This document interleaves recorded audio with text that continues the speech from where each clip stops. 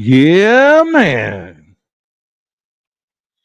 Guess what? Your boy was like, I bet you can't guess what I was doing. I am like an hour late. I apologize so much. I really do. I mean, I don't know. I don't know why I'm so damn tired. There's the link, Dina. I don't know what's going on, but I'm back again. I'm back again. Aquarius? How was the concert? How was the concert?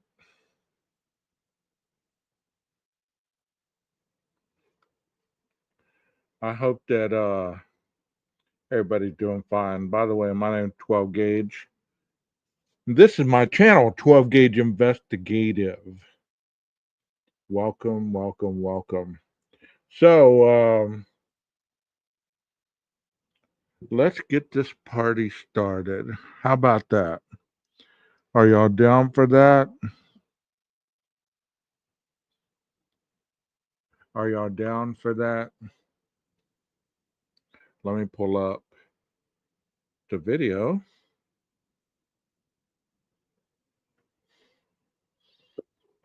Man, I just saw somebody's thumbnail and they said that the pictures are fake. What?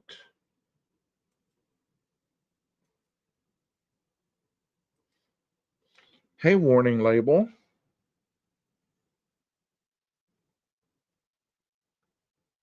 You're muted. What pictures are fake? Or the videos are fake.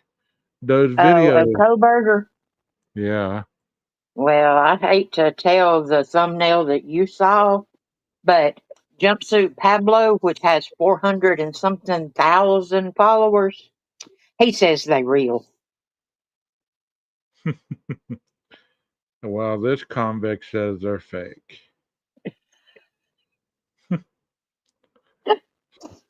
I really don't. Okay, well, I don't know Jumpsuit Pablo personally, but there's a reason he's got almost 500,000 subs. I don't know. I don't know. Oh, well, you can't always control people's thoughts. No, you cannot. You cannot. Isn't that funny, Nina? Isn't it though? And you know what? I'm free to say that, and I'm so thankful for that. I mean, I'm glad that I don't try to control people and what they think and what they feel. That they can actually come in no matter what side of the fence they're on. If they're on the fence, if they don't even know there's a fence.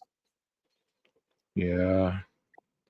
It's a little more exciting when you say stuff isn't real, isn't it? Yeah, I'm sure that blood on the wall ain't real either. Well, man. Hey, Chloe. Hey, Sirius. Hey, Aquarius. Aquarius, where have you been? I've been missing you. And Aquarius went to Wandy.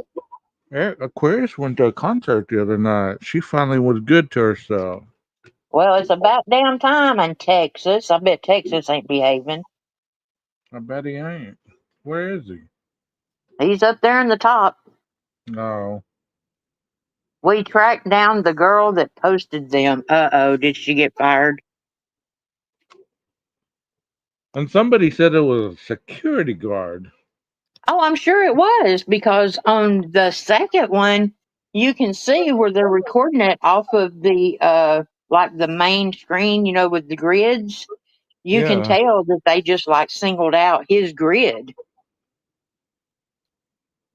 Well, And oh, Jumpsuit Pablo, he's like, you know what? I'm sure that the person didn't mean for it to happen. I'm sure it's some guy that's like, Oh, my girlfriend is into true crime. Oh, guess what, honey? Look how important I am. And then that bitch sent it out to everybody. Do you think that's how it happened? Well, I mean, think about it. That would be something like somebody would do to try to impress a girlfriend or something, you know? Yeah. And then the girlfriend or boyfriend would be like, "Look what I got." And then it goes viral. Yeah, Chloe says the girl that posted them didn't work there. Right. Friend. See, exactly. He's Wow, probably like, what a "Woo, I'll get me a date this Friday night somehow." that's what I was just thinking. He's like, wow, I'm gonna get something tonight. Yeah. Yeah, and they're like, "Yeah, you're terminated." He's like, "Well, I won't be able to afford that date after all." I don't know how. Hold on a second, Dina. I spilled some water. Hold on. I don't know how they could really prove that it was him, but go go ahead and talk on that for a second. I'll Well, spill. I mean, if you think about it, there's not but so many people that's going to be working on that shift at that time that can get into that control room. Process of elimination is not hard. Okay, they're fake. No, Yeah, they're fake. Psych! I didn't really want to date with you, bitch. they're fake. No, anyway, thank y'all so much for coming back. I know I said 8 o'clock Central. You told me 9. I did. Yeah, Oh, well, shit. Then I'm right on time. My yeah. bad. That's the reason I didn't start looking for you until about 8:55. My bad. See, I don't know. You get No, off. you're good. Hey, You get look. off. You get I off tell early, people, and I it's tell people midnight. I tell people midnight sometimes and show up at 2 o'clock the next morning. damn. You get And off I don't early. mean 2 hours later the next morning. I mean 26 hours later. You get off early, and it throws off your whole damn day. Oh man, See, Rondi said, "I told you 12." why y'all talking 1,000 miles an hour, 100 miles an hour? Well, we're sorry, Mister Man. Let me slow it down for you. Well, let's start the video. These folk came for this, and then we can talk. Oh, hell's bells. Did you get all my pictures and videos? Yes, I did. I will try to send those to myself and play those as well. All right, well, clean your water up. No, I already did that. Here we go. If I can quit yawning. Shit. Since blood evidence associated with a crime can provide information that may solve the case, it is essential to correctly document, collect, and preserve this type of evidence. Improperly handled blood evidence can weaken or destroy a potential source of facts in a case. Properly collected and preserved blood evidence can establish a strong link between an individual and a criminal act.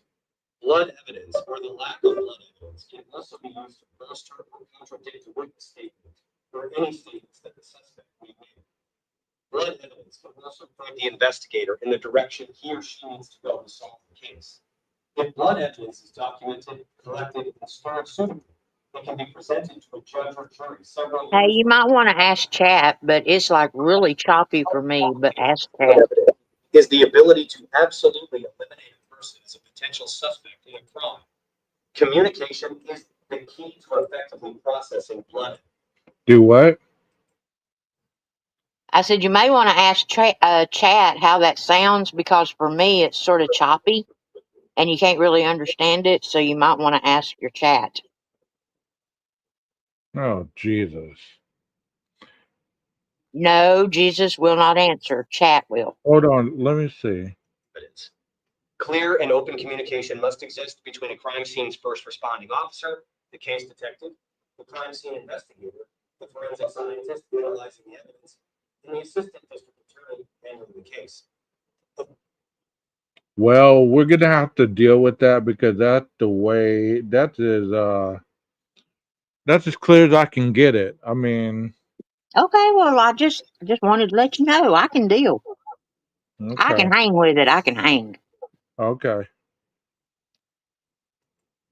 Here we go. Prime importance is the communication between the crime scene investigator and the forensic scientist.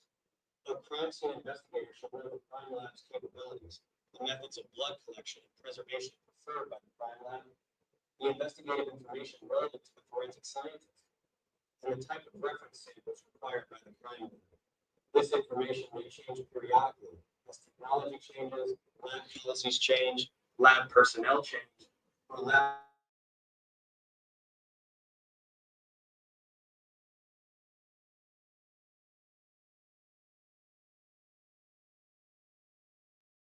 No sound now. The crime scene investigator should meet regularly with his or her crime lab's forensic scientist to determine the most suitable method for collecting and preserving blood evidence. Do what? Sorry, Can there you? wasn't any sound.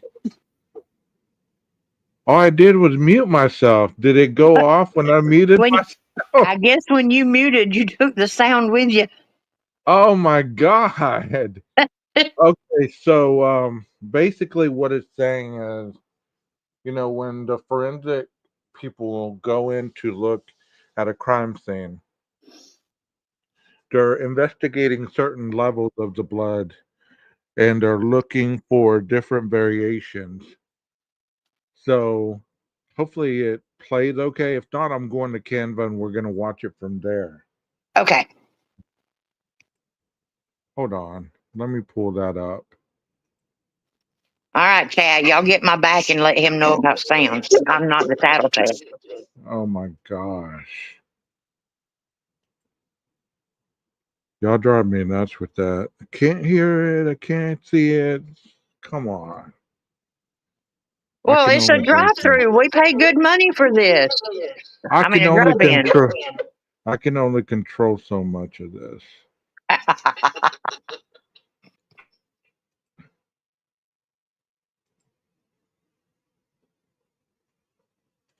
Let's see if this helps playing it directly from the thing.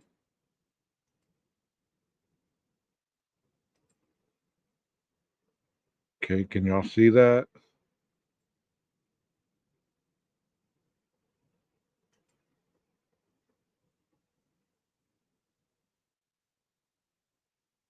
Okay, now there's no sound. And then there we go. Since blood evidence associated with a crime can provide information that may solve the case, it is essential to correctly document, collect, and preserve this type of evidence. Improperly handled blood evidence can weaken or destroy a potential source of facts in a case. Properly collected and preserved blood evidence can establish a strong link between an individual and a criminal act. Blood evidence or the lack of blood evidence can also be used to bolster or contradict a witness statement, or any statements that the suspect may make. Blood evidence can also point the investigator in the direction he or she needs to go to solve the case.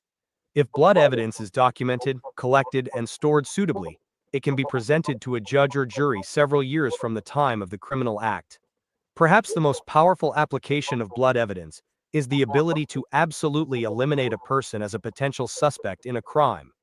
Communication is the key to effectively processing blood evidence. Clear and open communication must exist between a crime scene's first responding officer, the case detective, the crime scene investigator, the forensic scientist analyzing the evidence, and the assistant district attorney handling the case. Of prime importance is the communication between the crime scene investigator and the forensic scientist. A crime scene investigator should know the crime lab's capabilities, the methods of blood collection and preservation preferred by the crime lab, the investigative information relevant to the forensic scientist, and the type of reference samples required by the crime lab. Okay, as y'all can see that there is obviously this is Xana's room and this is Ethan's bed. So as y'all can see that there is That's actually Maddie's bed. what? That's Maddie's. No, it's not. Yes, it is. Are you serious? Yep. Okay, well, explain it to me then. I'm just telling you, it's Maddie. Explain it. I mean, I don't. No, I didn't mean it. I didn't mean it like that. I was just saying it's Maddie's because, like, we're the big red and then the going across underneath the macrame and stuff like that. Yeah, that's Mhm. Maddie's room. Okay. So, where is this? Like, is this the corner? Is That's this the where? corner where Kaylee would have been. Okay. So that's where all that blood is, right there. Yes, and Okay. that may be Kaylee. Okay. My bad. All right. Well, as y'all can tell that whenever they're doing blood sample stuff, this is the worst live ever so far. Um, as they're doing blood sample explanations and gathering the blood for evidence to determine whether a person is the suspect or not, or to deem them not culpable, then this individual describing it. This information may change periodically as technology changes, lab policies change, lab personnel change, or lab administrations change. The preferences of forensic scientists also vary from lab to lab. A good method of blood evidence collection for one forensic scientist may not be a good method for another forensic scientist. The crime scene investigator should meet regularly with his or her crime lab's forensic scientists to determine the most suitable manner for collecting and preserving blood evidence. This ensures that the evidence is collected efficiently and effectively. The technological state of blood evidence analysis has rapidly advanced in the last 20 years. In the early 70s, most crime labs relied upon the ABO blood grouping system to characterize blood stains. This meant that the blood could have come from 4 to 49% of the population. In the 1990s, most crime labs are relying on DNA analysis to characterize bloodstains. A blood source can now be statistically narrowed down to one person out of several million or even several billion. 1. A crime scene investigator should know which method or methods of bloodstain analysis are available from his or her crime lab, the FBI lab, and private labs. Conventional serological analysis. Analysis of the proteins, enzymes, and antigens present in the blood. These substances are more susceptible to degradation than DNA, and this type of testing usually requires a large sample, quarter size, in good condition for optimal results. This type of testing is rarely statistically individualizing. Restriction fragment length polymorphism, RFLP, DNA analysis. Direct analysis of certain DNA sequences present in the white blood cells. DNA is much less susceptible to degradation than proteins, enzymes, and antigens. RFLP DNA testing is commonly statistically individualizing, 1 out of several million or several billion, and it has withstood rigorous court challenges on its validity. This method also usually requires a large sample size to obtain significant results. Polymerase chain reaction, PCR DNA analysis. Analysis of certain DNA sequences that have been copied multiple times to a detectable level. PCR-based testing works well on degraded samples and small samples, pinhead size. Currently, it is not as statistically individualizing as RFLP analysis. However, more DNA sequences for PCR analysis are being discovered, and in the near future, it will be as statistically individualizing as RFLP. PCR-based technologies have also withstood rigorous court challenges on its validity. Recently, there has been some concern over the possibility of incidental contamination giving false results in PCR tests. At least one study has shown that if PCR protocols are followed, it is not likely that incidental contamination will give false results. The only way that false results were induced was by direct cross-contamination of wet samples. 2. Today, we're going to be using defibrinated sheep's blood. We have taken the fibrin out of this blood. Fibrin is a protein that's in our plasma that causes our blood to clot. So if we used regular whole blood that had fibrin in it, we'd have a clotted mess inside this bottle. Bloodstain pattern analysts correlate the appearance of these bloodstain patterns at a crime scene to a mechanism by which they were created. It isn't a crystal ball. It isn't like the way TV presents it, where a crime scene investigator walks into a scene and could tell you every single action that happened inside that crime scene from beginning to end. Analysts can correlate the static bloodstains at a crime scene with dynamic forces that create them. So we look at is specific stain patterns, and we could figure out how they possibly were created. And then with that, we could show a small window of time, not the whole crime, but that this type of force could have created this sort of pattern. So passive patterns are patterns that are created without any sort of outside external force other than gravity or contact. So we're going to first start off with dropping blood at 90 degrees to see what we get. So I'm going to take a pipette and a small amount of blood and hold it directly above and drop it. So when our sphere of blood strikes a surface at 90 degrees, we have a very even, round circle. So you said when arterial blood drops at 90 degrees, you have a perfect circle. So what we saw in the crime scene photos, and you're going to see the crime scene photos as this goes along. So it's going to show you different photos. And there's some photos in here that you probably seen that I didn't see until today. And I thought they were quite interesting. There's actually a photo in there that I don't know what place in the residence it's from. Actually, there's two photos in there. But like I said, y'all probably seen the photos, and you probably know exactly where they're at. So he's also going to tell you about the differences between where the droplets of the blood land versus like right there they're on glass, and he's going to show the difference between landing on the glass surface that he's using right now versus the wood surface that he's going to be showing as well. Have you seen this, Nina? Yes, I actually did my homework. Yeah. So what do you think about this? I think it is very interesting, and I think it is very well put together. I wish I didn't have to show it in the way where I put it together, but you get what you get when you wake up late. Oh, Consequences, right? you're doing great. Yeah. Okay. Well, here's some more of this. Let's go. At a crime scene. But also what affects the way our blood stain looks is the surface itself. We have plexiglass, and we notice that the edge characteristics of our blood stain are very even.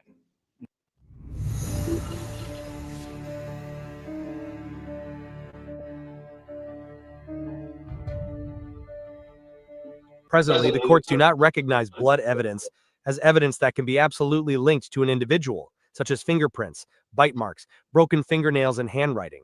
If DNA analysis is utilized, then blood evidence falls into the category of evidence that can be linked to an individual with a high degree of probability. Originally, RFLP DNA analysis was given the misnomer DNA fingerprinting. The courts have since ruled that a DNA result can only be given in statistical terms. A forensic scientist cannot testify that a bloodstain came from a specific individual. He or she can testify that, based on population studies, only one person in several million or billion has a particular DNA profile. He or she can then testify if the suspect or a victim. So if we're going with that theory, then what I said earlier is probably not true, right, Nina? What'd you say earlier? Oh, about the blood running down the side of the house. You Oh, just said that you can't tell the blood as right, linked to the person. So right. maybe that either there was more kind of telltale signs such as DNA or something like that, but the blood cannot link Right. itself to a person. That was sort of kind of confusing, I have to say. Because I was like, wait a minute, DNA is DNA. Yeah. Okay, here we go. Has that DNA profile. Before a crime scene investigator begins documenting and collecting blood evidence, he or she must recognize the value of this evidence and how it fits in the overall events associated with the crime. The most common applications of blood evidence are finding blood with the victim's genetic markers, ABO blood type, DNA profile, etc., on the suspect, on something in the suspect's possession, or something associated with the suspect, such as the suspect's fingerprints. Finding blood with the suspect's genetic markers on the victim, on something in the victim's possession, or something associated with the victim. Investigative information determined from blood spatter and/or blood location. Generally, blood evidence is usually more informative in cases where a suspect and victim are in contact or close proximity. For example, if a suspect stabs or beats a victim, there could be an exchange of blood between the victim and the suspect. If a suspect shoots a victim from across a room, it is less likely that an exchange of blood will occur. Occasionally, investigators blindly collect blood samples from a scene without any thought about the facts they are trying to establish. An example is a crime scene consisting of the body of a shooting victim found alone in his residence.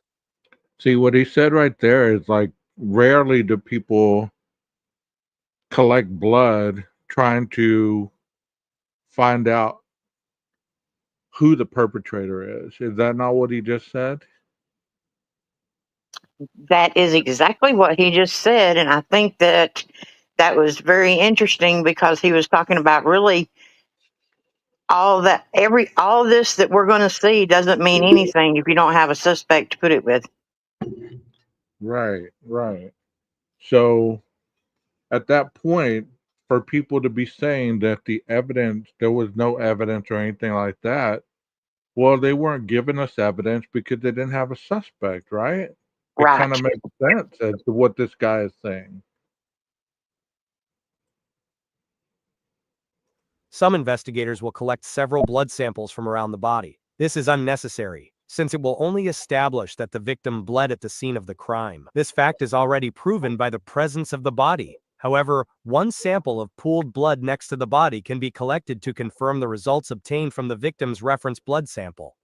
The crime scene investigator must make an effort to collect the evidence that is going to provide the most useful information in establishing the facts about a crime scene. The investigator must balance this with the philosophy of too much evidence collected is better than not enough evidence collected.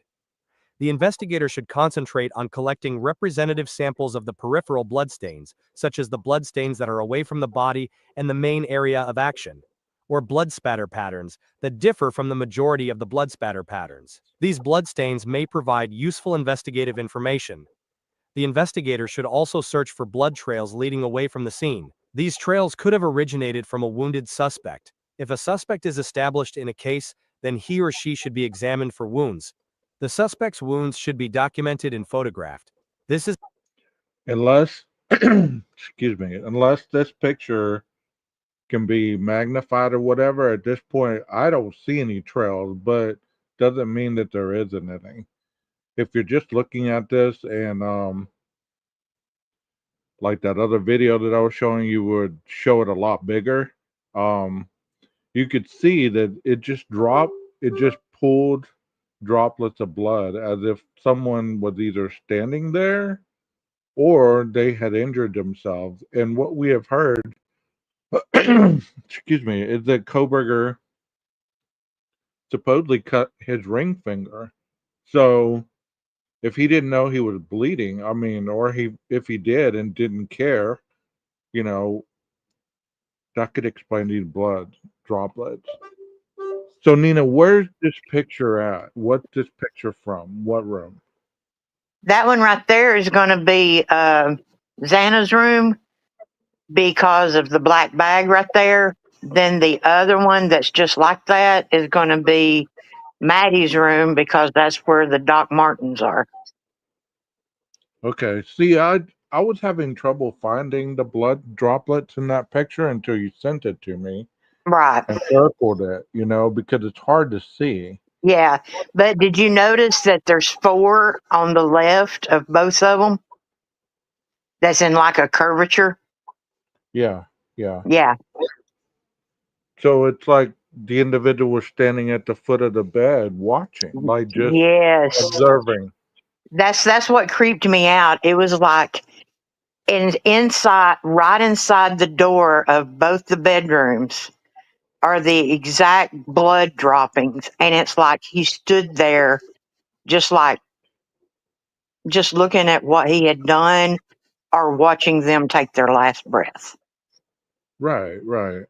So, I mean, this is quite interesting. I know it's very analytical, but it's interesting to understand it and actually see the crime photos as he's talking about it. So, you're going to see another visual example here in a minute because I know a lot of people don't like to sit and hear a lecture type situation, but this is really good information. Additional useful evidence if blood with the suspect's genetic markers is found in an incriminating location.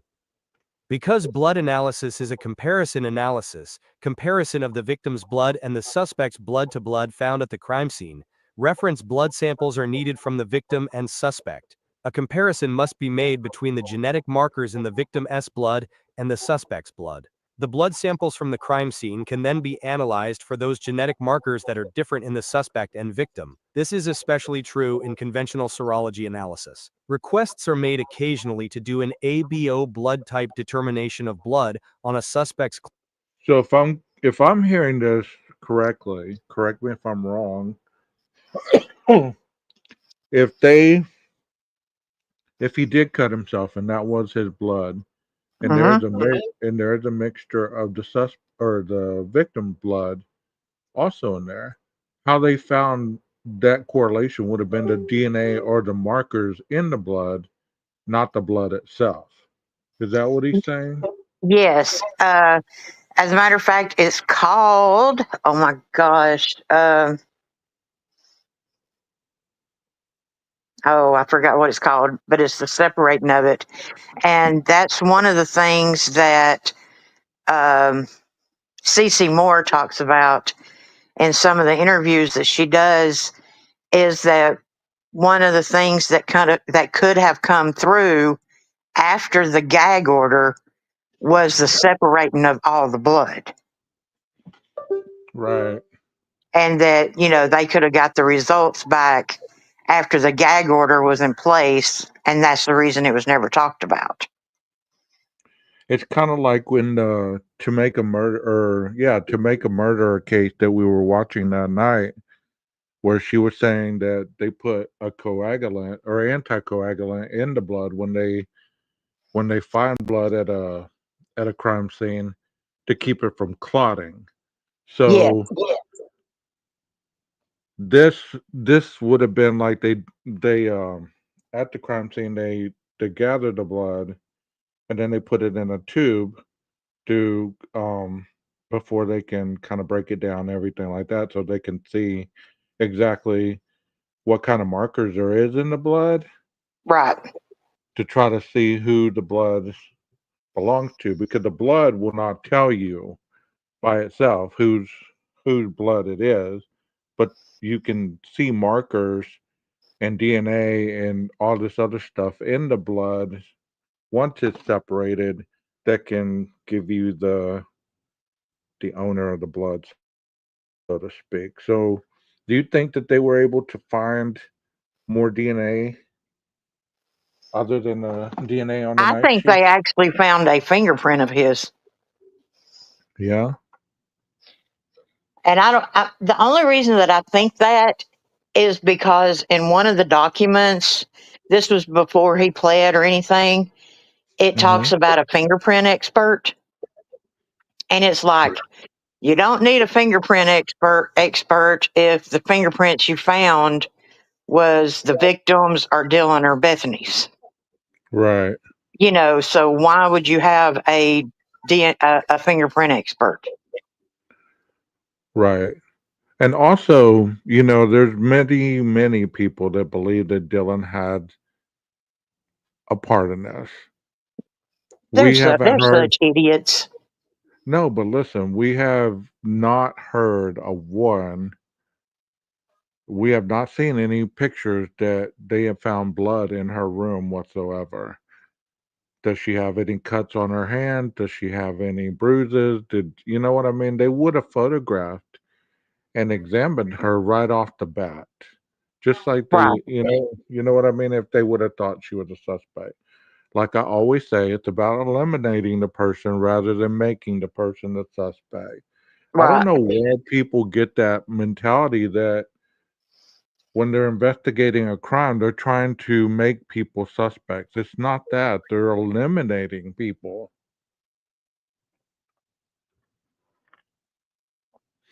Let's But I continue. think it's easier. I think it's easier for people to think that they're like coming after one person instead of trying to eliminate them.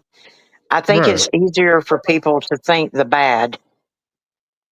Right. I mean, I believe even with Koberger, I believe that at one point they were probably trying to eliminate him from being the suspect Right, until eventually you cannot look away anymore. I mean, when so many things add up, just like with Stephen McDaniel, they tried to eliminate him until things started going to the point where you can't look away from this. They're just too much coincidences, and nobody is that has that much bad luck. And we've always talked about that, you right, know. Flows to a known blood sample from a victim. This type of analysis is useless without a known blood sample from the suspect. If both parties have the same ABO blood type, then part of the sample has been wasted, and no real information of value is produced. If reference samples of blood from both parties are provided, then it can be determined if they have the same ABO blood type. If they do, then further analysis of the reference blood samples may show that the two parties have different PGM types. The unknown stain could then be analyzed for the genetic marker PGM. This analysis may then show the possible origin of the stain. Let's try tile, which has a little bit of texture to it. One drop of blood, straight down onto a different surface now. You can see a little bit of scalloping around the edges there. That's because of the surface texture. So the scalloping is just the different ways that we describe the edge characteristics of blood stains. So it could be smooth, uniform, it could be scalloped, or it could be spiny. So now we change the surface to a rougher surface, wood. So we can see a vast difference from where we started, where we had smooth edge characteristics. Now we have this spinier pattern because that blood drop is being disrupted by the surface itself. And we can also see we have some satellite stains. Satellite stains are stains that come off a parent stain. So this main stain here is my parent stain. In this case, because of the disruption, they are being forced out from the center of it. We also see satellite spatter when blood is being dripped into blood. Typically at a crime scene, especially with stabbings, we want to look for these drip patterns. It could be that the suspect accidentally cuts themselves and they're moving around a crime scene and fleeing the crime scene, and they could leave blood trails that we could follow. Next, we're going to be looking at contact transfer stains. A transfer pattern is a passive pattern where we have a bloody surface coming in contact with another surface. And then sometimes we could actually figure out what made that transfer, whether it was a hand or a weapon or someone's clothing. I mean, that's the best type of evidence that we could have at a crime scene. So we have the victim's blood and we have the suspect's impression. There's very few explanations of how that happens. So we're going to start off with a shoe wear impression in blood. So this could be our victim walking through blood, creating patterns in our crime scene, or this could be the suspect's shoe wear impression. We're going to coat the bottom of the shoe and we're going to transfer the pattern of the bottom of the shoe to our clean surface. So I have my shoe wear that's completely coated in blood, and then inside that crime scene, we have a transfer of that pattern. And we'll notice is that that pattern gets lighter and lighter as we move along. What we don't see with our naked eye, we could find later on with chemicals like luminol or blue star. So we could see a continuation of that pattern as someone walks away from a crime scene. Sometimes we see transfer patterns in textiles. So next we're going to take some blood, saturate a portion of our jeans with it, and we're going to transfer that onto our surface. So sometimes in real crime scenes, these get misinterpreted as the lines of minutia in your fingerprints or a palm print. What we would see is that unlike fingerprints, they're just straight lines. Either way, we would document this and collect it and send to the lab, and then under magnification, analyze it. Suitable reference samples. A suitable reference sample is collected directly from a person into a tube or vacutainer from all of the involved subjects must be sent to the crime lab. An unsuitable Okay, so excuse me.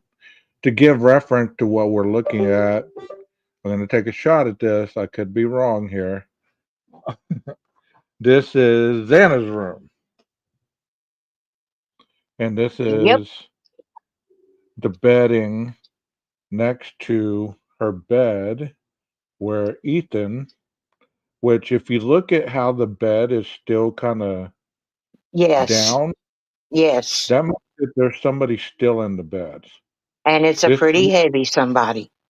yes, because you look at this indention right here, it looks like there's, this photograph was taken with somebody still in the bed. And as you Yes, can tell, the blood has puddled right here. There's blood on the nightstand. It looks like what he just said. It looks like somebody wiped or brushed up against us. Yes. And there's obviously the puddling of the blood right here at the top. So this could have been the individual standing in this area or possibly even kneeling. I don't know. I'm saying that this is what I believe, okay, Nina, and I could be wrong here, but I believe that this individual, Koberger, wanted to get as close to his victims as possible. I don't Yes. believe that he leaned over. Nope. How much does that make sense that he would lean over to slice his throat? He would have kneeled on that bed and got as close to Ethan, and I'm not trying to be morbid here, but he would have sliced him from as close proximity as he possibly could because this is that type of crime. It is a Yeah, and very it's that personal dominance. crime. Yes, it is a very personal crime. Very, um, See, I think he was in the bed. I think he jumped on top of the two girls. If Kaylee was in the bed, okay, like everybody says that she was, if they were both in the bed, I think that he just jumped right on top of them, straddling them both, and started going at it. and I mean, people say, well, how come there wasn't any more screams? Can you know, and I'm referencing back to Danny Rowling here. He put gray tape over their mouths. Well, in this case, we have no evidence that there was any kind of tape over their mouth or any kind of binding. So, what to Well, say I he mean, the didn't first put? thing that happened, I mean, both their lungs, both their left lungs were sliced. So if that's one of the first blows that you go to, that's going to cause them not to be able to get the breath out to scream. But also, if you have your left hand over her mouth, well, I don't know if he was left-handed or right-handed, but he was right-handed, I think Yeah, we discussed. Well, if he's right-handed, then he could have his left hand plus his body weight on her mouth as he's stabbing, as he's punching. You know, so there's not going to be much screaming. You might hear the residual thumping sound of somebody getting hit. And I mean, if you've ever been in a fight or you've ever watched somebody get in a fight and there's some solid blows, those blows are going to make some sounds. They're not going to be muffled. You know what I mean? right. Now, see, I don't know. Sirius says that she's envisioned him leaning over and doing it. Now, see, I'm one that does not believe that Kaylee was in the bed. So Yeah. I believe that he went over in between the bed and the closet and took care of Maddie by doing it from the side of the bed because she was on that side of the bed. Right. And it makes sense that if he had the sheath in his left hand, you would need to release the sheath in order to use your left hand to either hold her, pull her towards you, or to muffle her. You get Right, what I'm saying? right. And, and once again, you're going to hear me say at the end of the video, or you're going to hear the AI say it. I'm in no way trying to show disrespect to the families or to the victims by showing this whatsoever. I'm using this as an example to give people the clarification because for some reason they don't believe that this is blood. They believe that everything in this is staged and there's no way that this could have happened the way it happened. They either And think I'm it's not, not blood or there's not enough blood. yeah, I mean, I'm not trying to convince anybody. I'm not trying to show they're right or wrong or anything like that. I'm merely just showing this for educational purposes. Reference Well, sample it's is not bloody like you're the clothing only or one some that has other shown bloody it. item. These are Right. unsuitable because the histories of these bloodstained items are usually questionable, and there may be factors present on the items that will give misleading results. The sample must be collected in the proper vacutainer. The investigator should check with the lab he or she is using to determine the analyst's preferences on reference sample collection tubes. This is a summary of the forensic uses of vacutainers. Yellow top vacutainers contain acid citrate and dextrose solution. Useful for conventional serological testing and DNA testing, author's personal preference. Purple top vacutainers contain EDTA, useful for DNA testing, may inhibit certain conventional serological tests. 3. Red top vacutainers, no additives. Okay, so he's going over, when you get your blood drawn, you see the purple cap, the red cap. That's what they have, certain additives in there that they either don't allow the blood to clot or they help the blood, looking for specifics, testers or markers in there. That's why when you get blood drawn, that you can tell how your Right, body is functioning. right. Here's another photo, and I've heard many times that this is not the Jack in the Box bag. This is a Taco Bell. design. This is a design on the bag.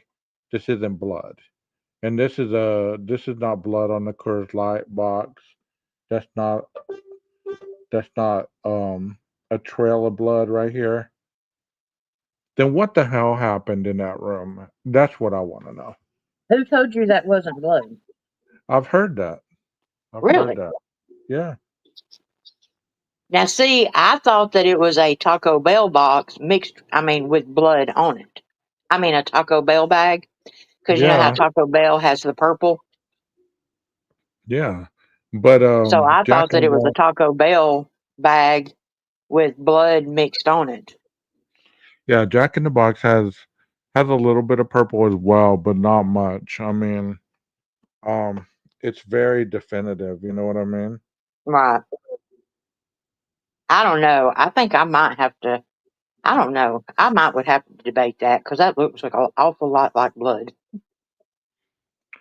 I believe that it is blood because of the way that it's spattered on there. It's kind of like especially on the Coors.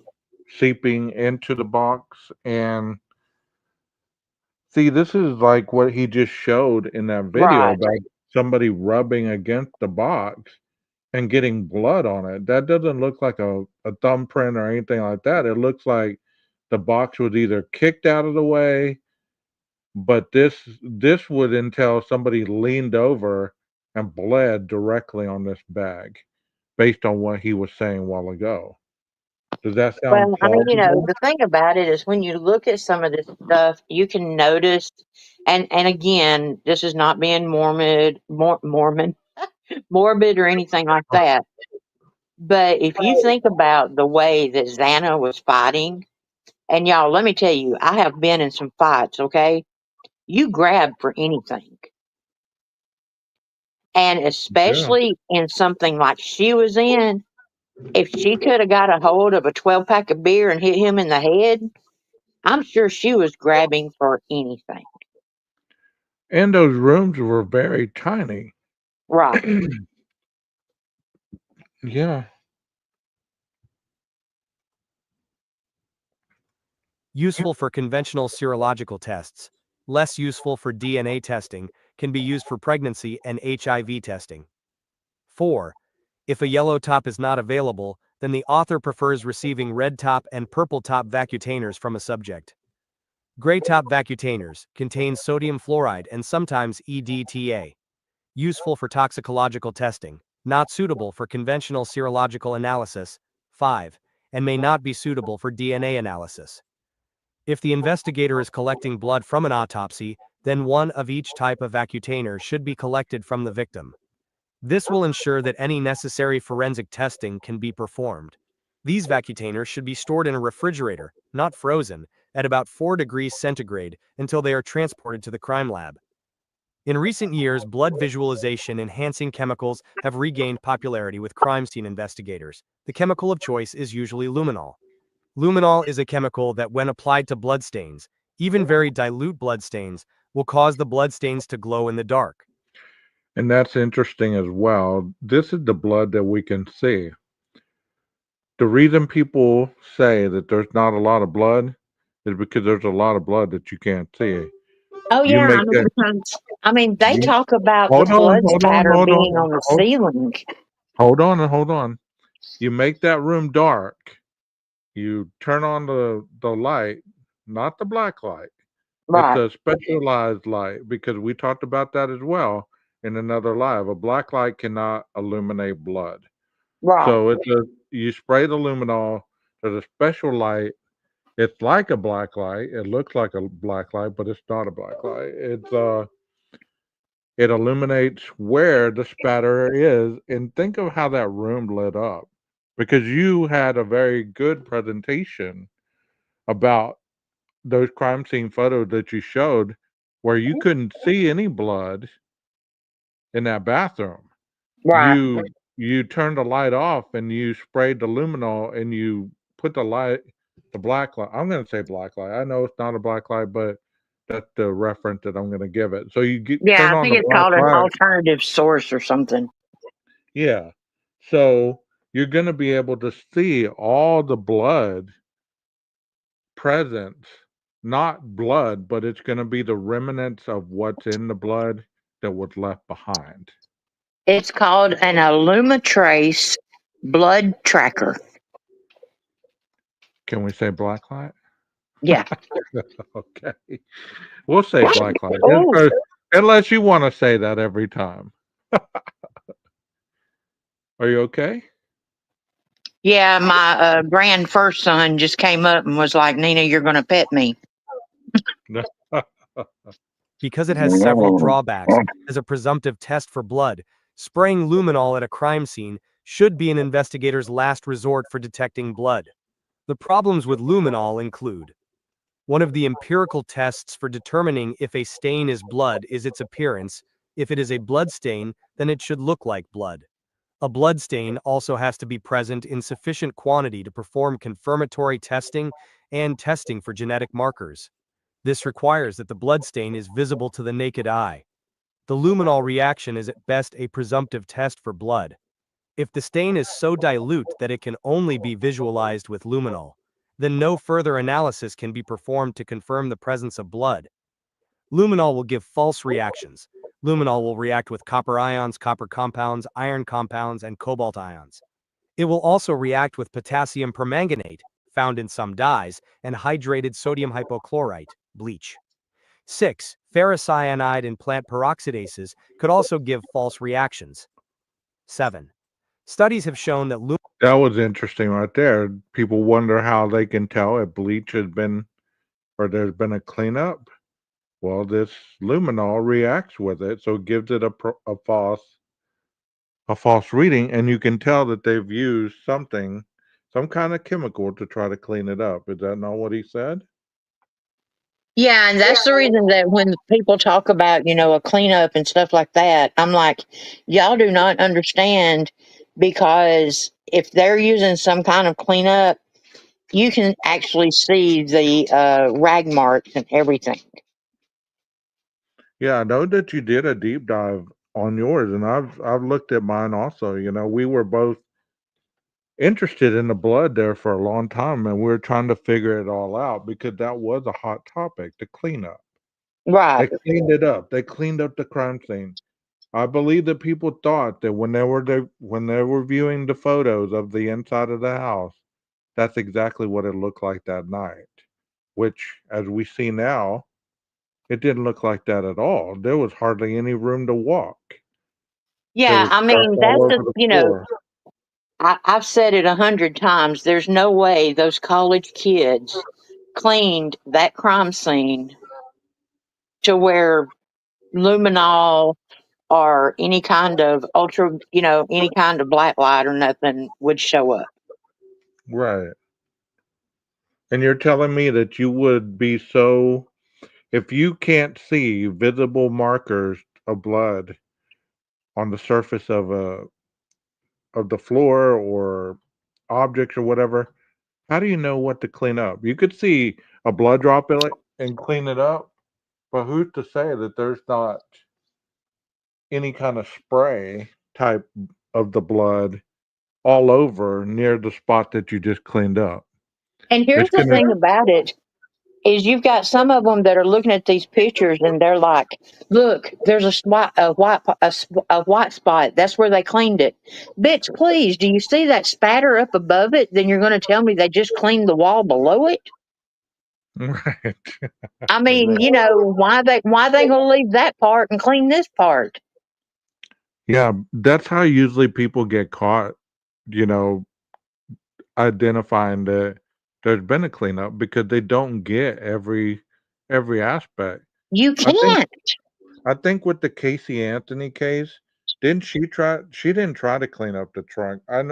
I thought she tried to clean up like her car or something. I And think she tried to get rid of the odor. yeah, I think something like that. But I think that they were able to see blood Right. blood evidence that she wasn't able to clean up, you know? I mean, think about it. You're not watching every little speck of blood that goes from your body. Some of it you can't even see, it's so microscopic. So it's really crazy, but it's interesting to know that this does exist to catch And people. Sharon down there, I don't know if she works with like forensics or something, but she's pretty dang knowledgeable. And I don't know if everybody's following Unravel, but Unravel is the one that did the video that has the two flashes in the surveillance video. She's the one that picked up on the two flashes. Okay. Well, we're gonna show those unravel. Hopefully, if I can get them to work. Thank you for that. And if you have a channel, just drop your link. You're more than welcome to drop your link. Thank you, And Gabe. you're welcome.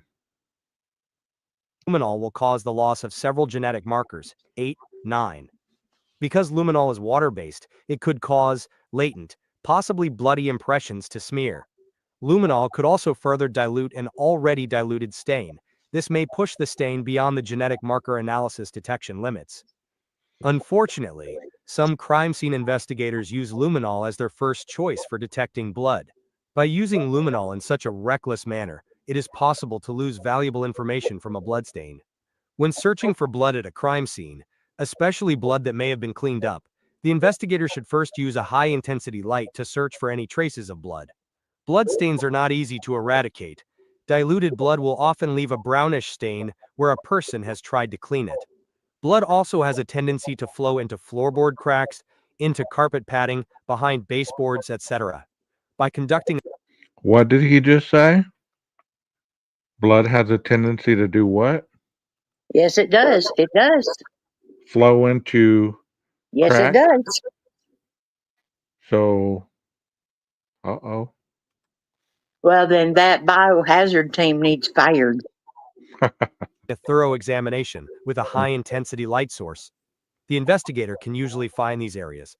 These items can then be removed or collected and submitted to the crime lab for confirmatory testing. Because that's what they told us, right? That there was pieces of the floor cut out. They cut out the wall in Maddie's room, right? Yeah, and that's the thing Um, about it was when I don't know if you know it or not, but I did a deep dive on the biohazard removal, the asbestos removal, the lead paint removal, and the demo.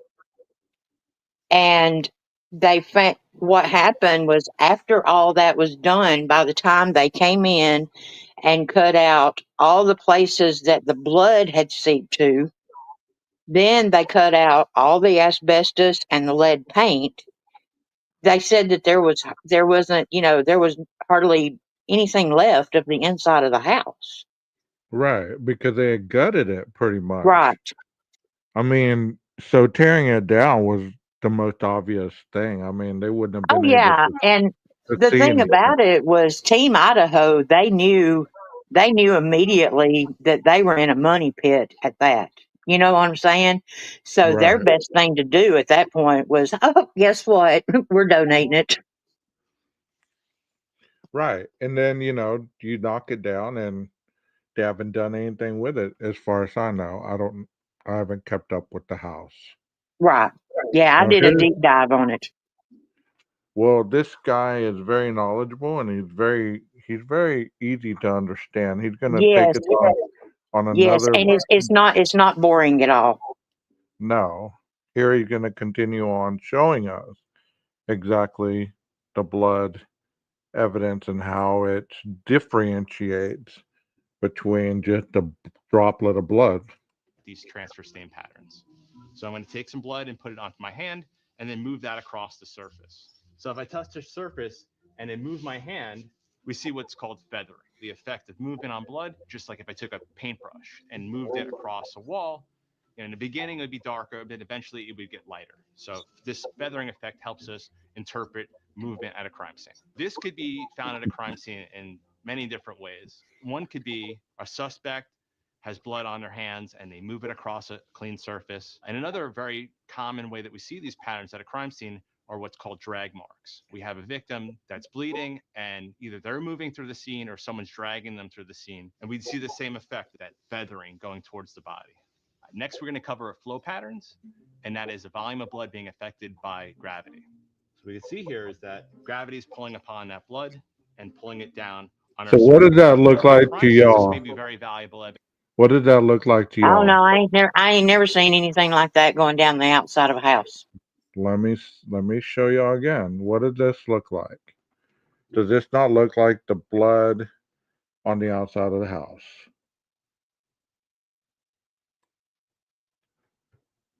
It's a little Come on, bright chat. red. Come on, chat. Y'all let me know, yes or no. The outsides, yeah, the wall on the outside of the house, which many people have made attribute to the body cam video. That you look at the body cam video earlier on when the noise complaint was done with Kaylee, and you don't see these droplets of whatever substance that people believe it is. I'm gonna stick with blood. I'm gonna stick with blood. I think I'm sleepy. I'm going to bed. You're sleepy. I just woke up, so I'm finally No, getting I'm into joking. my.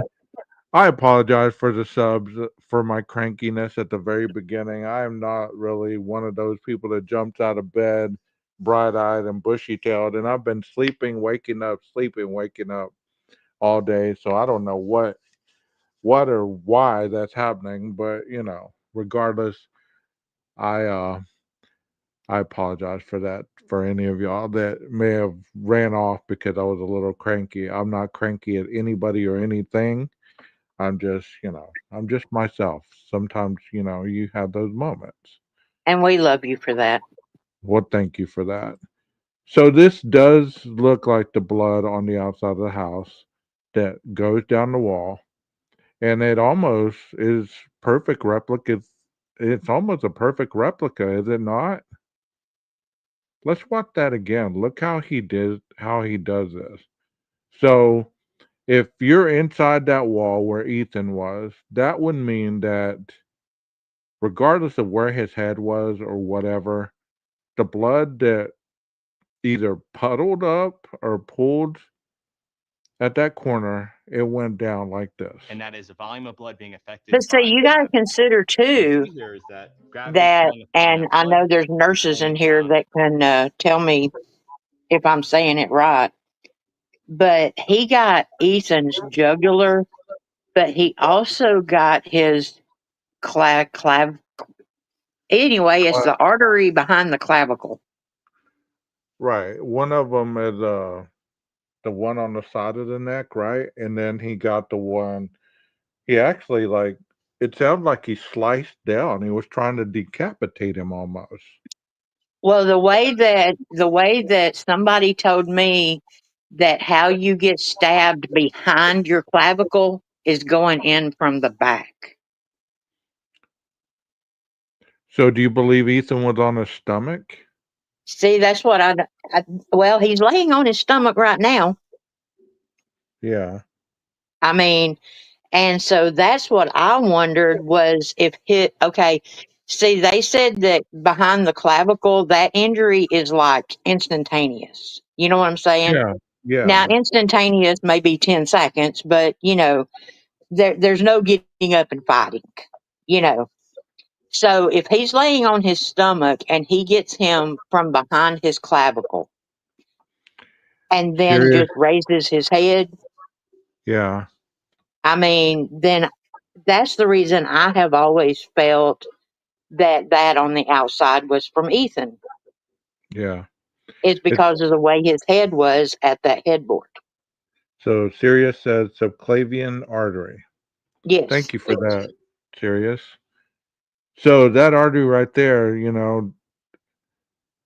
so let's look at this a little bit because as we know, if the heart is still beating, then it's gushing every time the heart beats. Right. So just because you're no longer alive, it takes a couple, I would say at least a couple minutes. I'm no doctor or anything, but based on thinking, I would think that the heart would not instantaneously die. It would still keep beating a little bit. Well, Am I wrong? I do know that two of them died of a sanguination. Right. Asphyxiation as well. I heard that they choked on their own blood. Yeah. Isn't that what a sanguination is? I don't know. Okay. I don't know. It's a big word. It's a big word. So serious, would that be true that the heart would still keep beating even though the artery was severed? At least for the capacity of blood not being able to be pumped anymore through the body. But if the body affected drugs and how the heart beats. We can say drugs or alcohol in here. We don't really use drugs or red rum and all that. We can use whatever because I'm not monetized, so it's all good. I think exsanguination is the loss of blood. Sanguine is blood. Okay. Thank you, Lucy. Thank you. We know where you've been, Leslie. It's all good. Asphyxiation is a condition caused by oxygen deprivation leading to breathing difficulties and potentially death. Well, y'all are right on point. Thank you so much for that. It's always awesome to have people in the chat that are professionals and know exactly what it is, isn't it, Nina? Nina? Yes, and I'm wrong about exsanguination. Yeah, I was wrong about asphyxiation. A, so, sanguin- a so we sanguination is were. I the mean, a that's what I'm sanguination saying. is the action of draining a person's blood. Okay, so you know, big words, big words. I'm glad that like I just said, I'm glad that we have people that can tell us exactly what it is rather than leading us astray. I will never say that again. Yes, it does take a Oh, village. wait a minute. Wait a minute. A sanguination, it can occur internally, which causes them to so it they asphyxiate on their blood. So it's like they choked on their blood. That was the understanding that I got. The blood was, since It, they were unable to breathe, they were, choking from. penetrating wounds to that sever arteries. Yay! I I got it right. I'm just giving you a hard time, Leslie. Oh, I know. I'll go and help you wash dishes next time. Oh, good. I've got 4 sinkfuls. No, I'm talking about Leslie. She said she was washing dishes. Oh, So, um, if you're not getting the notifications, please do yourself a favor and unsubscribe and then resubscribe. That should fix the problem, but I'm not sure. See, because I have to resubscribe and get notifications too because I think that there's a time limit of how long YouTube lets you do that because I stopped getting my own notifications. And I went back in and hit the notification button and I've been getting notified. So possibly maybe that might fix it. But yeah, let's move along. on our surface. At crime scenes, this may be very valuable evidence when we observe our victims' injuries. Person had an injury to their shoulder. If they're standing or if their body is erect, that flow pattern should go straight down their arm. There But it if is. they've been moved or there's movement or that injury was caused when they're laying down, we'd see a different flow pattern. So next we're going to discuss saturation and pooling patterns that we'd have at a crime scene. Saturation and pooling patterns could tell us that someone is bleeding in a certain part in a crime scene for a period of time. Sometimes when we Hold on. He said if you're standing, then that flow pattern is going to look like this. But if you're laying down, it's going to look different. So Right. could Ethan have been starting to stand up and gotten attacked, and then that's when the blood started flowing like that? I'll say yes. I don't know. I mean, it's okay. It's okay for you guys to show up late. It's great. I mean, just the fact that you're here, that's fine, you know. But listen to what he says right here. cause when they're laying down, we'd see a different flow pattern. So next we're going to discuss saturation and pooling patterns that we'd have at a crime scene. Saturation and pooling patterns could tell us that someone is bleeding in a certain part in a crime scene for a period of time. Sometimes when we see bubbles at a scene, that could mean that we have a expirated pattern or a pattern that's coming from an airway. But let's pop those because we don't. But what this could tell me is that we had accumulation of blood there and that there's been no movement, because if this happened and then we moved the shirt, we would see that the blood would move in that direction. Typically we'll see this on mattresses or beds or bedding, and then it would absorb a little more. And that's what we saw at the very first photo, right? In the Yeah, corner. where Maddie's head and stuff. And if you'll Yeah. notice where that pillow is, right above that to the left on the wall, the feathering he was talking about, it's got some streaks going across. And to me, that looks like maybe where it got in her hair. Right, right. I mean, this is some very deep stuff, but you know what? It explains those photos, at least what we've seen, in my unblood specialist opinion. Right. So now we're going to have an accumulation of blood on a non-porous surface, and we'll see pooling. So pooling and saturation, it's the same mechanism that we're looking at, just the accumulation of blood. But with pooling, the blood is not being absorbed into the surface. For pools of blood, what we'll see with actual whole blood that has fibrin in it, they will dry a lot slower than it would in something that's absorbent. See, and my impression of this is always like if somebody was stabbed and the blood started clotting through the skin, it would leave a bruise around the area, and you would see the pulling hard, or like almost not scab over, but you know what I'm saying. It would leave an impression of the blood right there. It would not flow down their body or anything else because of the gravity would be holding most of the blood in the wound. Is that not kind of Right. what they're talking about? That's the way I took it.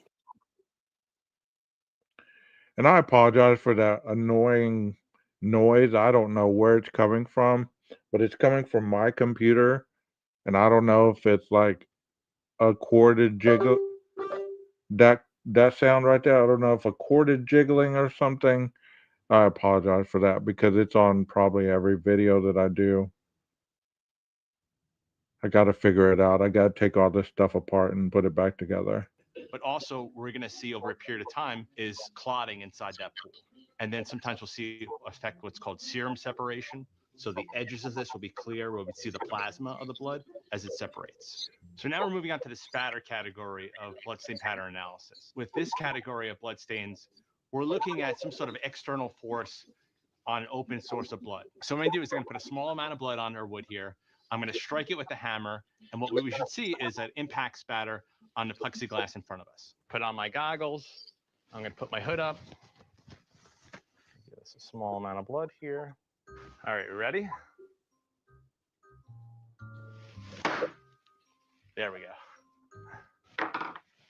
So as you can see, not only do we have impact spatter on the plexiglass in front of us, we also have it on our suspect here.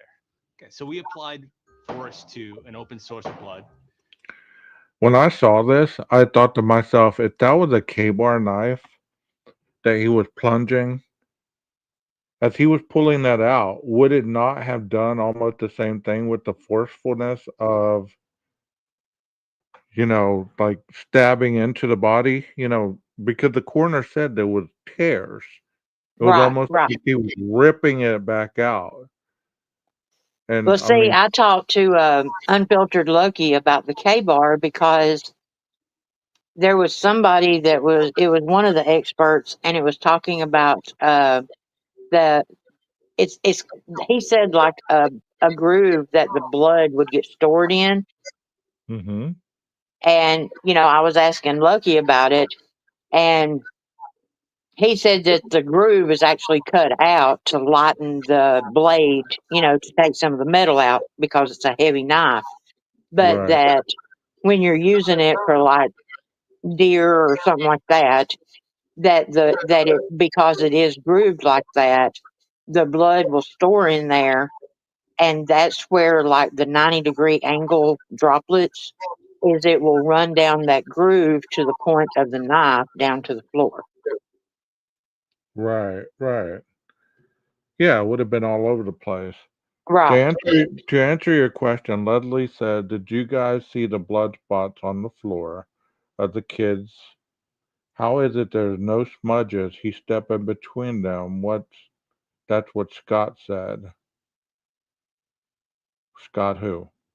I don't know. Scott Roeder said that that the reason that there's no stepping on those 90-degree spots is because his body is devoid.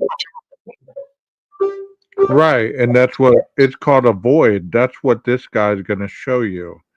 That whenever blood is being either spattered or transferred, if there's anything in between that part, like the floor, and it's kind of like he's standing there watching and he's bleeding or it's coming off the knife. Well, if it lands on his shoe, you're going to see where his shoe was. It's not going to go through the shoe and land on the floor.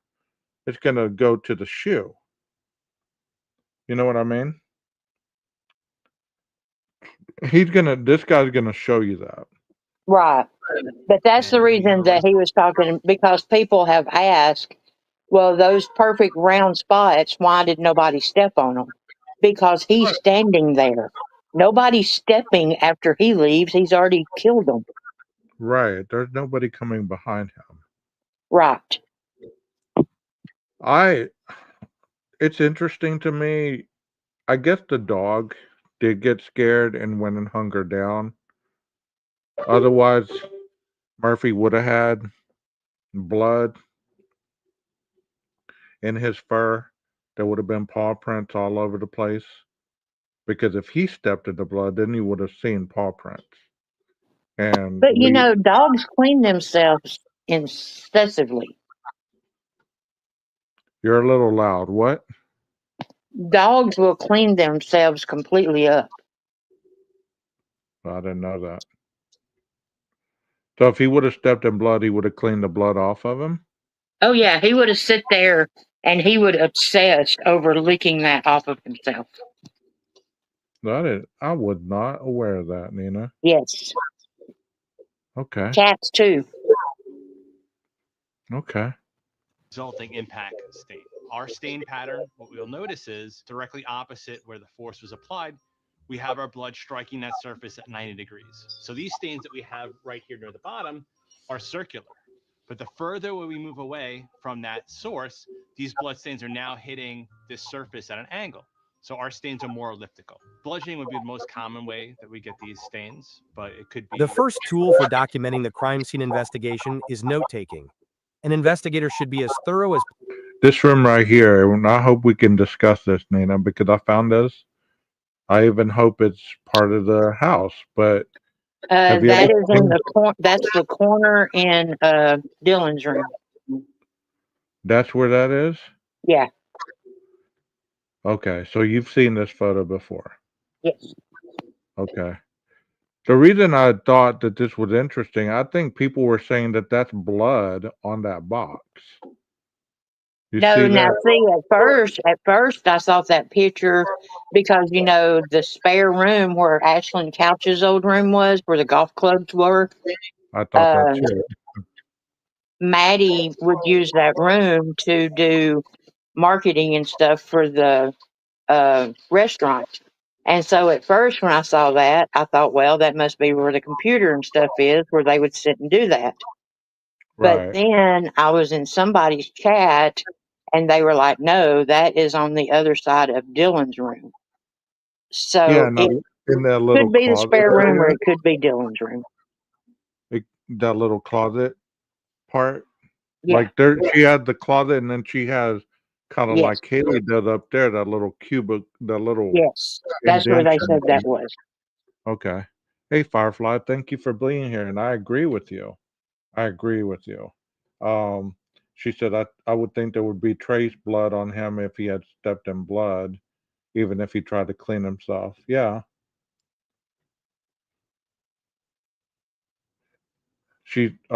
Sharon says, what is the circle on the left bottom side of the molding around the door? I can't figure that out. That looks like let's I'm gonna show these pictures where they're bigger. We can zoom in on them and stuff, and we'll look at that here in a minute. Okay, we're almost done with That's this. actually the shadow of a door and the doorknob. Okay. Yeah, I'm gonna show these pictures bigger because I'm gonna show some stuff that Nina sent me as well. So let's continue on with this. Possible when taking notes. All of the pertinent times and actions taken should be recorded, such as who contacted the investigator and when. When did the investigator leave for the crime scene? When did the investigator arrive at the scene? What actions were taken by the investigator and when? When did the investigator leave the scene, etc. Notes should be recorded throughout the entire crime scene investigation. Examination of the crime scene will usually begin with a walkthrough of the area along the trail of the crime. The trail is that area where all apparent actions associated with the crime took place. This trail is usually marked by the presence of evidence. Point of entry, location of a body, areas where the suspect may have cleaned up, and the point of exit are all included in the trail. The purpose of the walkthrough is to note the location of potential evidence and to mentally outline how the scene will be processed. The walkthrough begins as close to the point of entry as possible. The first place the investigator should examine is the ground on which they are about to tread. If any evidence is found, then a marker should be placed at the location as a warning not to step on the item of interest. When searching for blood evidence, it is important to use a high-intensity light. A high-intensity light source will aid in the visualization of blood stains, even stains that have been diluted. The light source can also be used to provide oblique side lighting. Oblique lighting is an excellent tool for finding trace evidence and other small items of interest.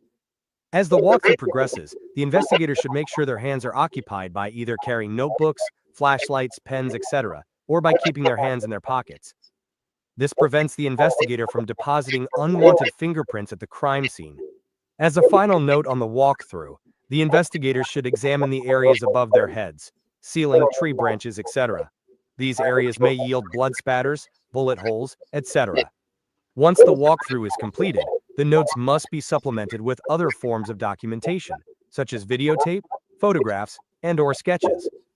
Videotape can be an excellent medium for documenting bloodstains at a crime scene. If a video camera is available, it is best used after the initial walkthrough. This is to record the evidence before any major alterations have occurred at the scene. See, that's what I want to see. I don't want to see the kids, so to speak. I want to see the walkthrough before anybody went through there. I want to see exactly the firsthand perspective of the officer walking through there. I don't want to see the kids. I don't care to see the kids. I mean, they could blur all that out, but I want to see step by step, very slowly walking through the crime scene. I mean, that is the part that I want to see. I want to see the area by the latent shoe print. I want to see all that. You know what I mean? I'm Right. more into the the investigative part rather than seeing the kids And in their see, there's a file. lot of people that are like, these pictures are crap. No, they're not. They're not the forensics. There's not there. It's not the 4,000 pictures that was taken by ISP and the forensics people. This is a police officer that is going through there until everybody can get there and do their investigation, that had a mind enough to say, I need to take some pictures, and that's what he did. Right, right. I mean, to preserve whatever until people could get there that was smarter than them. Well, I mean, that's what they're trained to do, Nina. That is the investigative process that they teach you in 101. I mean, the course that I just took at the very beginning of the semester, this semester and last semester, that's crime scene 101. You know, you go in there and you document what you see, what you hear, what you observe. You know, and you're right on point. You're right on point with that. I'm glad he was mindful of that myself. You know. Right. I mean, Video that's most of them are like, well, where's the markers? Where's the 1, 2, 3, 4? Where's those people hadn't got here yet. These are still the Moscow Police Department that last night they were giving out being drunk tickets, and now they're in a quadruple murder scene. Right, right. I mean, that just shows you that people had no understanding of real investigation of how the process goes. They believe that the first responders were the ones that were investigating the murders. They No. believe they believe that at that point, Detective Payne and Blaker were the investigators. They were not the investigators. They were in charge of basically putting everything together that the investigators were finding.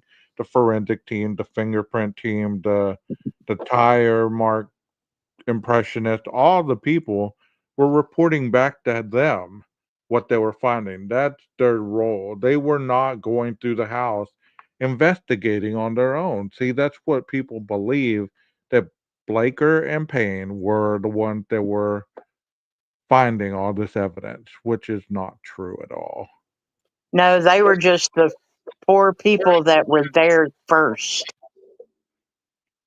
Yeah, I mean they were assigned to gather, not gather, but to have a place to discuss the evidence with ISP and the FBI once they got involved. tape provides a perspective on the crime scene layout that cannot be as easily perceived in photographs and sketches. It is a more natural viewing medium to which people can readily relate, especially in demonstrating the structure of the crime scene and how the evidence relates to those structures. The value of videotaping blood evidence is that the overall relationship of various blood spatters and patterns can be demonstrated. One example of this could be a beating homicide. In this case, videotape can show the overall blood spatter patterns and how these spatters are interrelated. The videotape can also show the relationship of the spatters to the various structures at the crime scene. In cases where the suspect may have been injured, such as stabbing homicides, the video camera can be used to document any blood trails that may lead away from the scene. If videotaping indoors, the camera can show how the various areas are laid out in relation to each other and how they can be accessed. This is particularly valuable when recording peripheral bloodstains that may be found in other rooms. The high-intensity light source can also be used for illuminating the bloodstains to make them more visible on the videotape. The first tool for documenting the crime scene investigation is note-taking. An investigator should be as thorough as possible when taking notes. All of the pertinent times and actions taken should be recorded, such as who contacted the investigator and when. When did the investigator leave for the This photo makes me sad. It really does. You can't see anything, but you can, based on what we've read, based on what we know, it just makes me sad. This is one of the photos that makes me the saddest. People, I've heard multitudes of people discuss that black area right there is a pool of blood. As you can see, and I'm going to show this picture here in a little while, that table that was next to the bed where all that blood was coming off the bed and was right there. Maybe that thud that you heard was actually Xana hitting that damn table and falling right where she laid. I mean, this picture just makes me sad because I know in my mind that she'd laid right there at her final resting place. Nina? Yeah, that's one of the most profound pictures. That one and the two of the droplets. That's the three that get me. Yeah, the droplets got me a little bit, but this one just because you know how small that room is. You know what I mean? And I mean, don't take anything I'm saying the wrong way, but everybody needs to realize that Xana fought from the time she was a little girl. You know, she wasn't of privilege. She wasn't of the upper class or the great family life.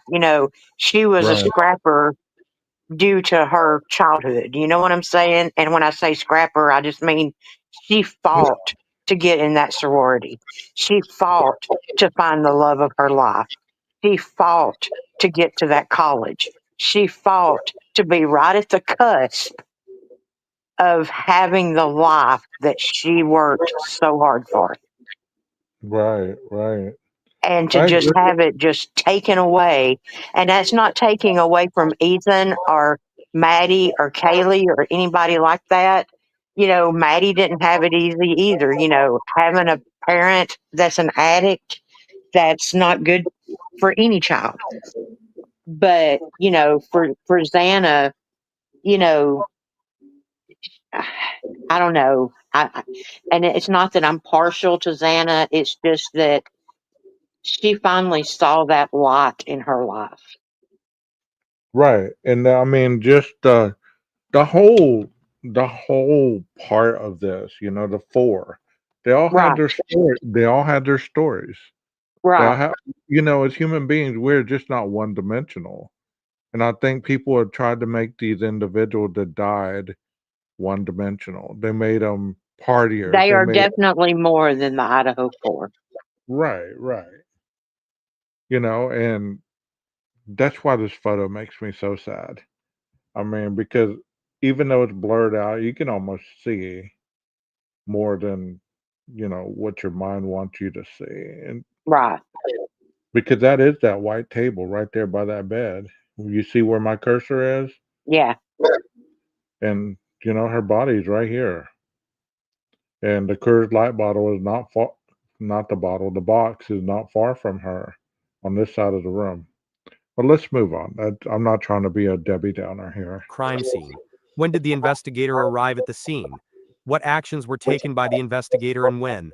When did the investigator leave the scene? Etc.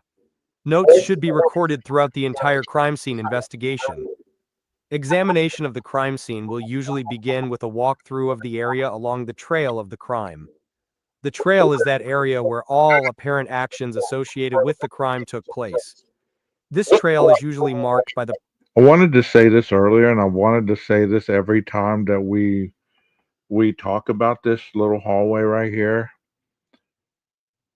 Just like what we are just saying about the blood droplets on the floor. People have always said, how come there's not been a blood trail? How come there wasn't blood coming from the room? How come there wasn't all that blood that he supposedly that was supposedly in that room? How come it wasn't down this hallway in the living area? Well, he had just explained it, the void factor of the blood spatter.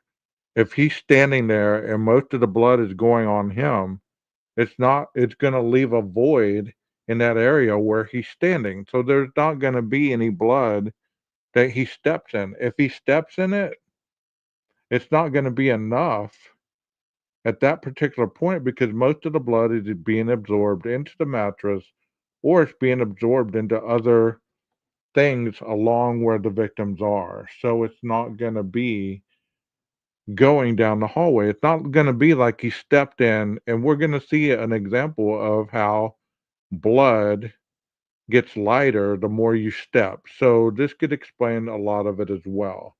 But yeah, I just don't like when people talk like that. It's almost like it's just so factual. Like if there's no blood down that hallway, then that didn't happen that way. Well, there's no open mind there because that's not how any of this works. That's not how any of this blood investigation happens. You They didn't don't get killed in the hallway. They got killed in the bedroom. right. And you think if he was smart enough not to get DNA and all that other stuff, if there wasn't any of his DNA in the room, you don't think he would have been smart enough not to step in blood and track it all down the hallway? I mean, I'm with a lot of people. They say, well, you know, the ones that I've talked about this case, they're actually professionals. We talked about how he probably stripped down in that room where he didn't have the capacity to bring any kind of blood down that hallway where it would be dripping against the wall as he was walking. You know what I mean? That if he could have been multi-layered, is what Oh I'm saying. yeah, that's what I said from the beginning was, those little white suits are disposable. He could have wore 3 or 4 of them. Yeah. And then the black that she saw was the eventual clean clothing. Right. And I think that that could be what saved her life is he had already stripped off all the bloodies and he was like, I can't get in my car with bloody clothes on. I've just got to let her go. Right. That's a good thought. Presence of evidence. Point of entry, location of a body, areas where the suspect may have cleaned up, and the point of exit are all included in the trail. The purpose of the walkthrough is to note the location of potential evidence and to mentally outline how the scene will be processed. The walkthrough begins as close to the point of entry as possible. The first place the investigators should examine is the ground on which they are about to tread. If any evidence is found, then a marker should be placed at the location as a warning not to step on the item of interest. When searching for blood evidence, it is important to use a high-intensity light. A high-intensity light source will aid in the visualization of bloodstains, even stains that have been diluted. The light source can also be used to provide oblique side lighting. Oblique lighting is an excellent tool for finding trace evidence and other small items of interest. As the walkthrough progresses, the investigator should make sure their hands are occupied by either carrying notebooks, flashlights, pens, etc., or by keeping their hands in their pockets. This prevents the investigator from depositing unwanted fingerprints at the crime scene. As a final note on the walkthrough, the investigator should examine the areas above their heads, ceiling, tree branches, etc. These areas may yield blood spatters, bullet holes, etc. Once the walkthrough is completed, the notes must be supplemented with other forms of documentation, such as videotape, photographs, and/or sketches. Videotape can be an excellent medium for documenting bloodstains at a crime scene. If a video camera is available, it is best used after the initial walkthrough. This is to record the evidence before any major alterations have occurred at the scene. Videotape provides a perspective on the crime scene layout that cannot be as easily perceived in photographs and sketches. It is a more natural viewing medium to which people can readily relate, especially in demonstrating the structure of the crime scene and how the evidence relates to those structures. The value of videotaping blood evidence is that the overall relationship of various blood spatters and patterns can be demonstrated. One example of this could be a beating homicide. In this case, videotape can show the overall blood spatter patterns and how these spatters are interrelated. The videotape can also show the relationship of the spatters to the various structures at the crime scene. In cases where the suspect may have been injured, such as stabbing homicides, the video camera can be used to document any blood trails that may lead away from the scene. If videotaping indoors, the camera can show how the various areas are laid out in relation to each other and how they can be accessed. This is particularly valuable when recording peripheral bloodstains that may be found in other rooms. The high-intensity light source can also be used for illuminating the bloodstains to make them more visible on the videotape. Whether a video camera is available or not, it is absolutely essential that still photographs are taken to document the crime scene and any associated blood evidence. If a video camera is available, then still photography will be the second step in recording the crime scene. If video is not available, then still photography will be the first step. Photographs can demonstrate the same type of things that the videotape does, but crime scene photographs can also be used to record close-up details, record objects at any scaled size, and record objects at actual size. These measurements and recordings are more difficult to achieve with videotape. Blood evidence can be photographed using color print film and/or color slide film. Infrared film can also be used for documenting bloodstains on dark surfaces. So this is Maddie's door, right? Nina? Yes, that's Maddie's door, because there should be the two little spots right underneath the doorknob. Yeah. I apologize for the quality of this video. I put it together very fast and I may have overlapped um the screenshotted part.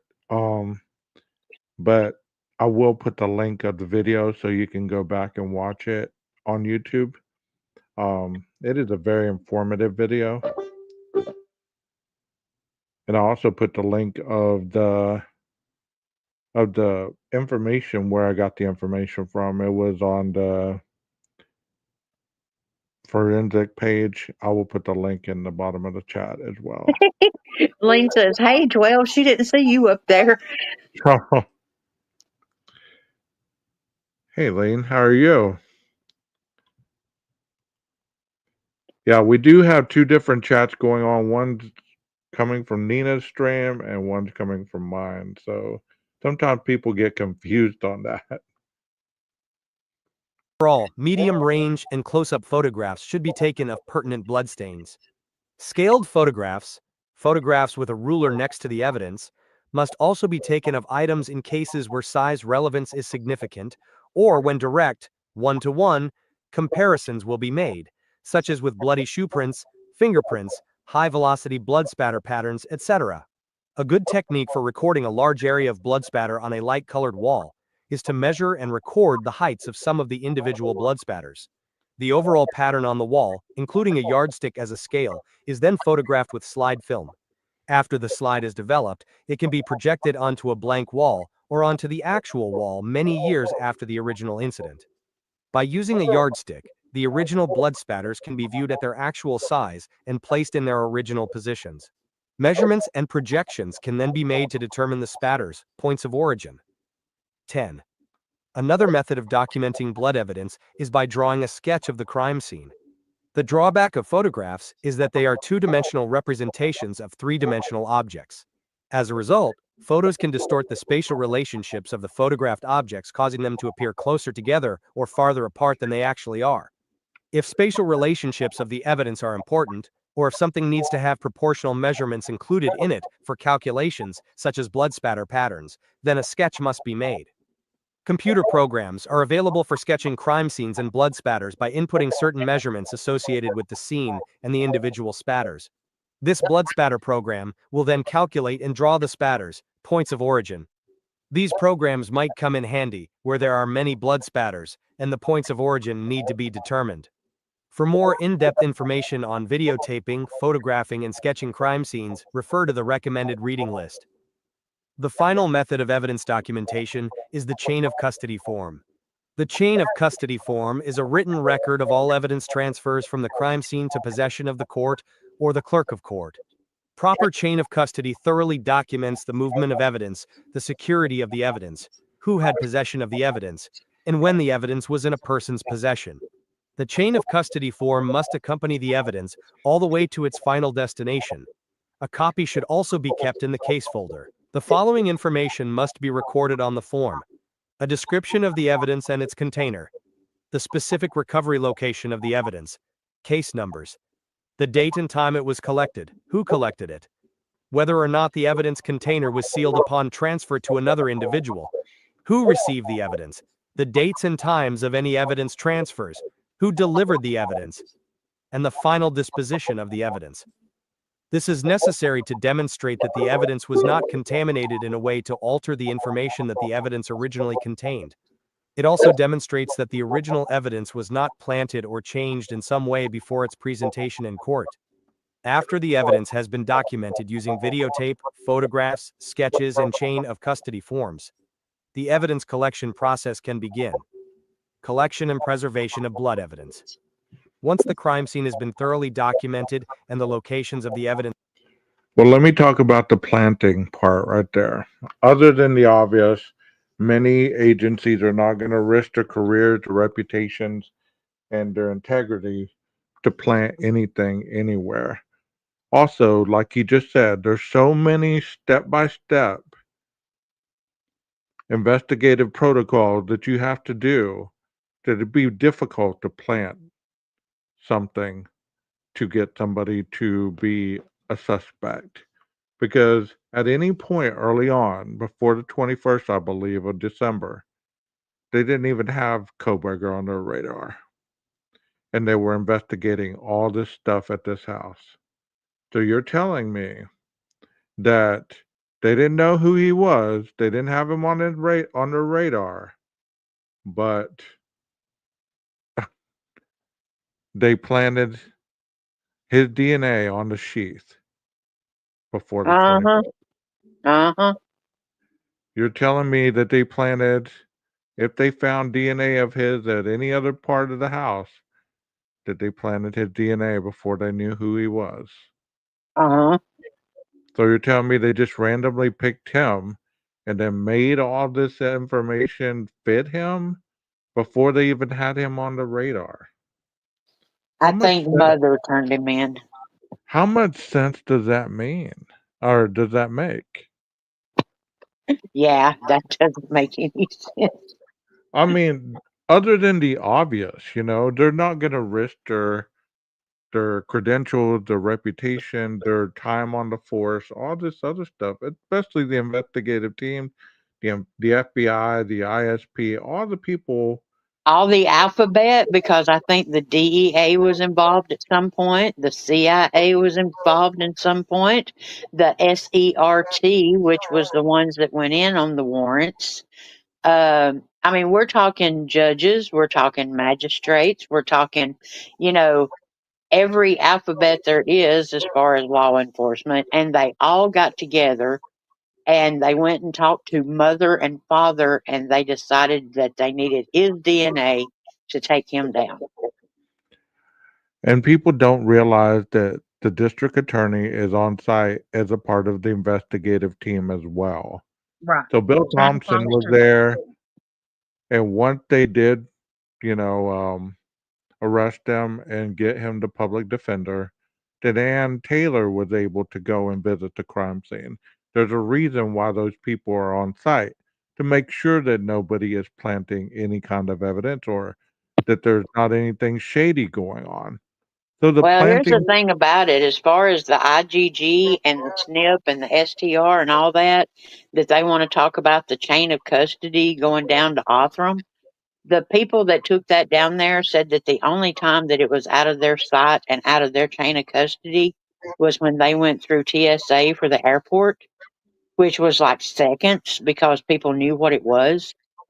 But Mhm, in reality, TSA had their eyes on it. You know what I'm saying? right. So, So I I mean, mean,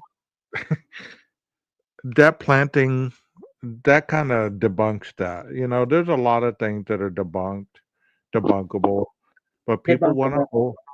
Yeah, the people want to hold on to that as tight as they want to hold on to their lies about because other it's things. about their narrative. Well, I mean, it's cool that it's about their narrative, but you know what? The fact of the matter is, there's not two cases being talked about on YouTube. There's one. But But see, it's not people have, okay that it's not okay that it's about their narrative. It's not about my narrative. So, I okay. mean, I'm not going to sit up there and just totally say something off the wall like 400 people set this guy up to protect my narrative. Screw that. Well, the part that really sold me on this whole case was the one and however quintillionth of a chance that this was his father. You know what I mean? Yeah, I think it was what, 28 zeros? Yeah. Yeah. After that, I was like, okay, yeah, it's Yeah. it's him. It's him. And the thing about it is, if you're going to set somebody up like that, are you really just going to use touch DNA? Hell no. I'm going to take some damn tooth plaque and everything out of their toothbrush and some hair out of their hairbrush and some skin cells out of their razor. And I'm putting that shit all over the house. Also, Nina, if you were gonna set somebody up, wouldn't you have put the victim blood at his apartment? Yeah. Would you? It wouldn't that be the logical place to set him up at, not at the crime scene? I mean, they're already going touch DNA. That's not worth the crap. I would have at least used some dang biological DNA. I would be using blood. I would be using fibers. I would be, Give me some semen too. I mean, I would have probably stole a garment or two from the victims and cut it into small pieces where it would be in oh heck places yeah, at I his, would have done snuck in there and got some of their panties and put some biologicals on the panties and stuff like that. you know, look, y'all, he brought back some souvenirs, some rewards of his killing. Exactly. Didn't That's y'all find that stuffed in his vent in the car? right, right. Hey, you would have put a droplet of the victim blood under the door handles where he would have known it Yeah. was there. I mean, come on, man. If you're gonna get Squirted it in creative, between the cracks of the back of the seat and the front of the seat, down in that little crease. yeah, if you're gonna get creative, get creative. Don't just. Exactly. I It's mean, going to be more than a little skin cell of touch DNA. yeah, if you're gonna scream, planting, get creative. At least use your brain a little bit. Not okay with just the knife sheep with planted. That was all there was. Noted, then the collection process can begin. The collection process will usually start with the most fragile or most easily lost evidence. Special consideration can also be given to any evidence or objects that need to be moved. Collection can then continue along the crime scene trail or in some other logical manner. Photographs should continue to be taken if the investigator is revealing layers of evidence that were not previously documented because they were obscured. Crime scene investigation supplies. A phenomenon called forward spatter and back spatter. So if someone is shot and a bullet passes through, say, their shoulder, we have blood going in the direction of the force, so with the bullet out of the exit. But we also have blood going the opposition of the force, and that's what we call back spatter. First off, we started by creating different patterns that we could analyze. Next step, we're going to look at something a little more difficult. Next, we do is calculate the area of convergence. That's a two-dimensional area on our surface. If we draw a line through the long axis of several stains where all these lines will meet, they should converge in an area somewhere in the center here. What I want to do is pick several stains that are elliptical from different sides of the pattern. We're looking at this to solve where this blood came from. I'm going to start with this stain here, and I'm going to line up so that I'm drawing a line through the long axis of my stain. So this is where the tail is going to help me out to figure out the directionality, but also to line up my ruler. And then sometimes what we'll do is just kind of show for a jury an arrow the direction that stain was going. So then I'll move around the pattern from different sides of it and draw through different stains. So this isn't done at every crime scene, but when we have a pattern like this, we have elliptical stains along the outside, and we have some circular stains towards the inside. This is the perfect opportunity for us to do some analysis. I could keep going and draw more lines through more stains, and it should all be coming back to the same general direction. So if this was on the wall and this was very low, this could be very powerful evidence to show that, that was low to the ground where this impact happened. Since we identified different stains that are striking our surface at different angles, we're going to figure out the angle of impact that these stains hit our surface. We do that by measuring the length of the stain. We divide it into the width of the stain, and the arc sign of that number will give us our angle of impact. So we're measuring stains. We always want to use millimeters, allows us for smaller measurements. So what we could also use is a digital caliper, and that will give us precise sub-millimeter measurements. So I want to measure the length of the stain, long axis of the stain. So this is 3.1 millimeters. And then I'd measure the width of it. So I'm measuring the widest part of the stain. That's 1.7 millimeters. We're going to divide 3.1 into 1.7. So if we do the arc sine of that number, that will give us the angle of impact, which is 33.25. If you had a regular ruler, you would just have to round up to the closest millimeter. So in this case, this stain is 4 millimeters. And then we measure the width of it. It is 2 millimeters. Most items of evidence will be collected in clean, unused paper containers such as packets, envelopes, and bags. Moist or wet biological evidence, blood, body fluids, plants, etc., from a crime scene can be collected in clean, unused plastic containers at the scene and transported back to an evidence receiving area if the storage time in sealed plastic is less than 2 hours, and this is done to prevent contamination of other evidence. Once in a secure location, Okay, I wet have a evidence, question whether on this picture. packaged in plastic or paper, must be removed and allowed to completely air dry.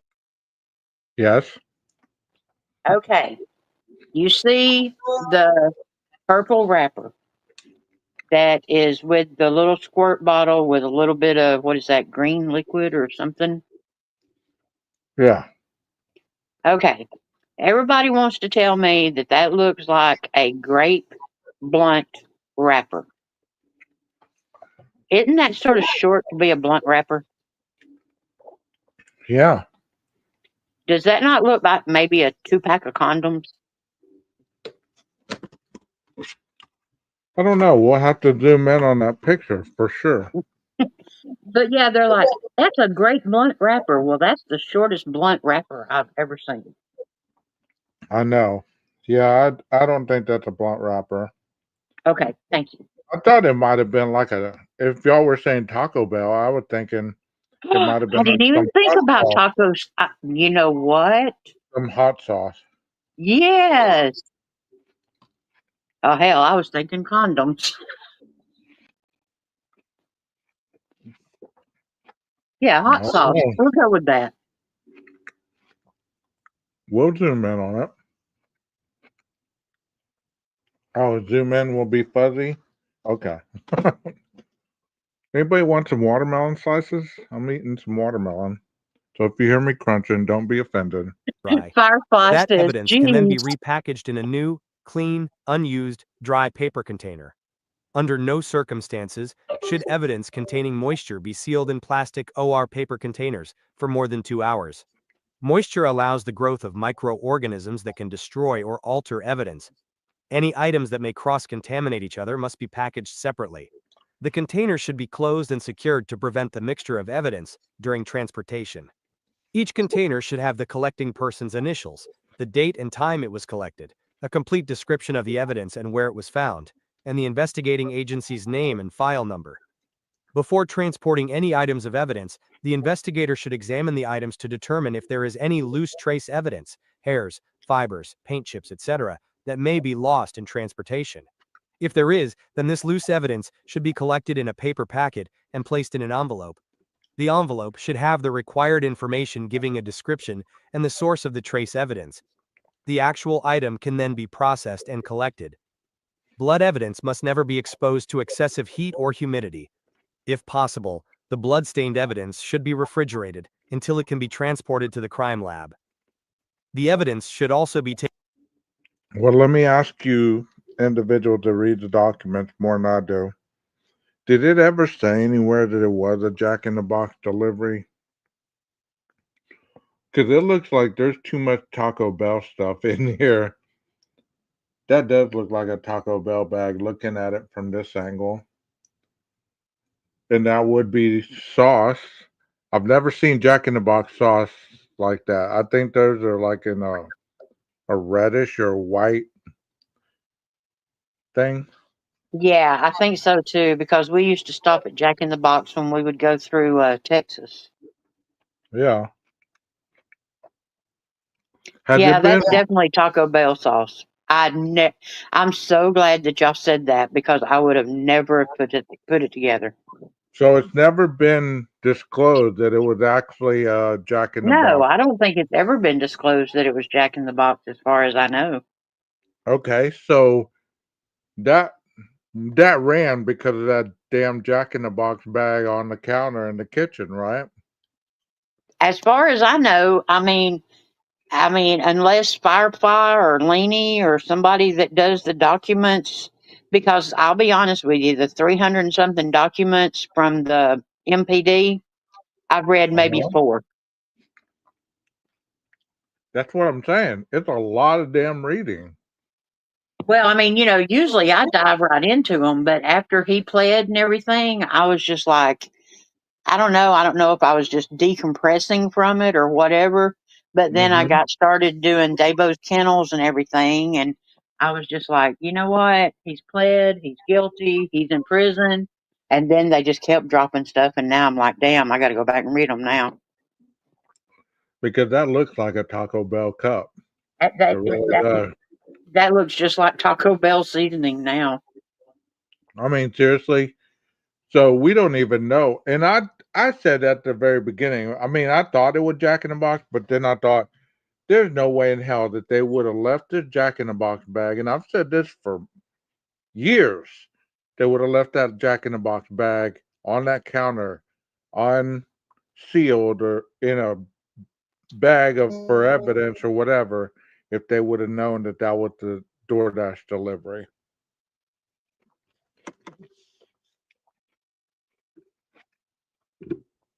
Here we go. I just wanted to ask that because I wasn't certain. Taken to the lab as soon as possible. The following are guidelines, listed in order of the author's preferences, for collecting and preserving blood evidence. Dried bloodstains. If the bloodstained item is small and transportable, package it in a paper bag or envelope. Advantages. Requires a minimal amount of interaction with the bloodstains by the investigator, allows the serologist to make the decisions involved in collecting the samples, dilution and contamination potential, minimized by eliminating the use of water as the collection medium. Disadvantages. More work for the Because this is either body spray or something like that, wouldn't it be? Like hair toner or some shit. I don't know. You see what I'm talking about, Nina? This little bottle. Y'all still here? Nina left.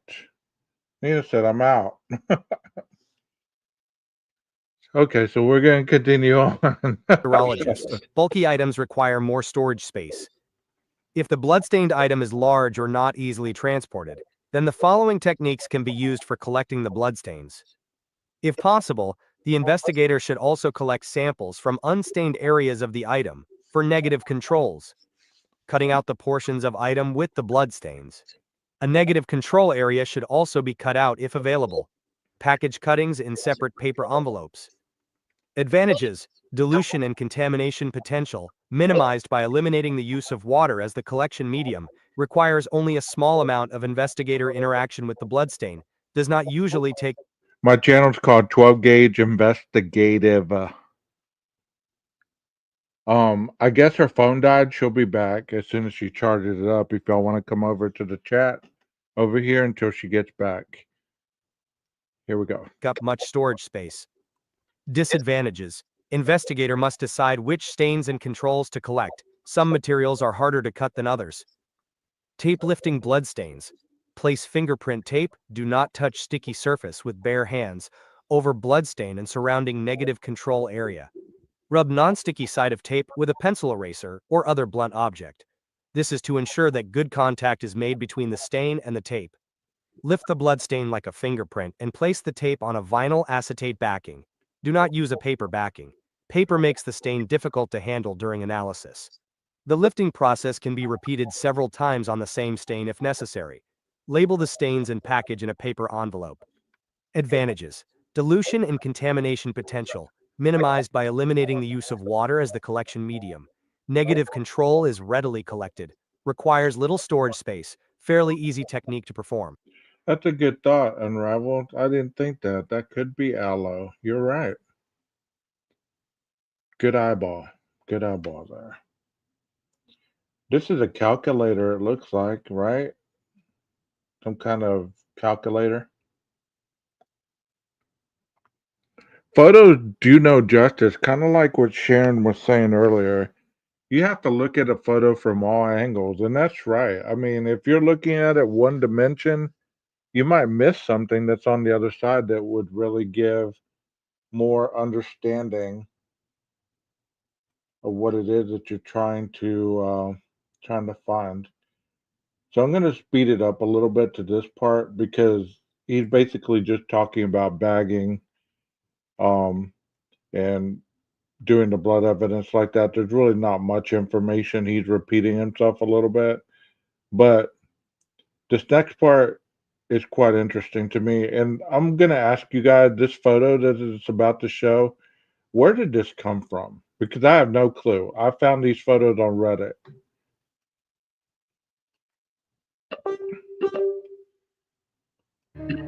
Most items of evidence will be collected in clean, unused paper containers such as packets, envelopes, and bags. Moist or wet biological evidence, blood, body fluids, plants, etc., from a crime scene can be collected in clean, unused plastic containers at the scene. So this looks like a closet of some sort, and I couldn't figure out whose clothing that was. So if y'all know, type that in the chat. I'm kind of curious as whose closet this was with this clothing and what was the significance of the photo. And transported back to an evidence receiving area if the storage time in sealed plastic is less than 2 hours, and this is done to prevent contamination of other evidence. Once in a secure location, wet evidence, whether packaged in plastic or paper, must be removed and allowed to completely air dry. That evidence can then be repackaged in a new, clean, unused, dry paper container. Under no circumstances should evidence containing moisture be sealed in plastic or paper containers for more than 2 hours. Moisture allows the growth of microorganisms that can destroy or alter evidence. Any items that may cross-contaminate each other must be packaged separately. The container should be closed and secured to prevent the mixture of evidence during transportation. Each container should have the collecting person's initials, the date and time it was collected, a complete description of the evidence and where it was found, and the investigating agent. Thank y'all for that. I will go over these photos and we will see the wider stuff. We're almost done. This ends in about 10, 12 minutes. Almost hit the camera freaking thing, but it wouldn't be a big deal. I showed you a shirtless picture of the pool the other day, so it wouldn't be a big deal. I am sitting here shirtless. So. Agency's name and file number. Before transporting any items of evidence, the investigator should examine the items to determine if there is any loose trace evidence, hairs, fibers, paint chips, etc., that may be lost in transportation. If there is, then this loose evidence should be collected in a paper packet and placed in an envelope. The envelope should have the required information giving a description and the source of the trace evidence. The actual item can then be processed and collected. Blood evidence must never be exposed to excessive heat or humidity.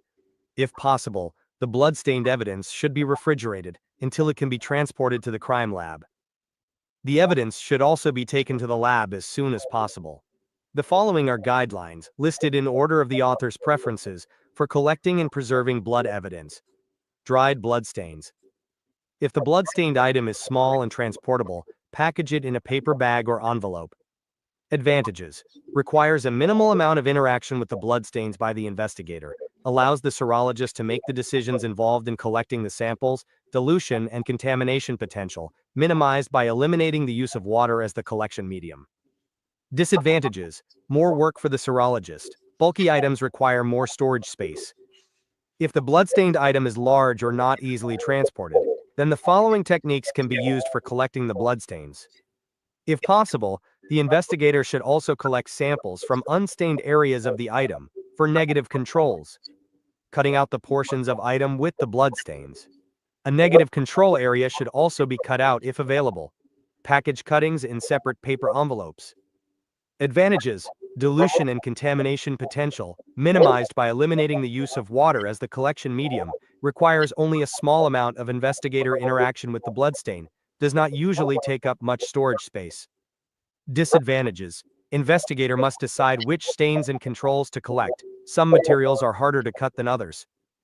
Tape lifting bloodstains. Place fingerprint tape, do not touch sticky surface with bare hands, over bloodstain and surrounding negative control area. Rub non-sticky side of tape with a pencil eraser or other blunt object.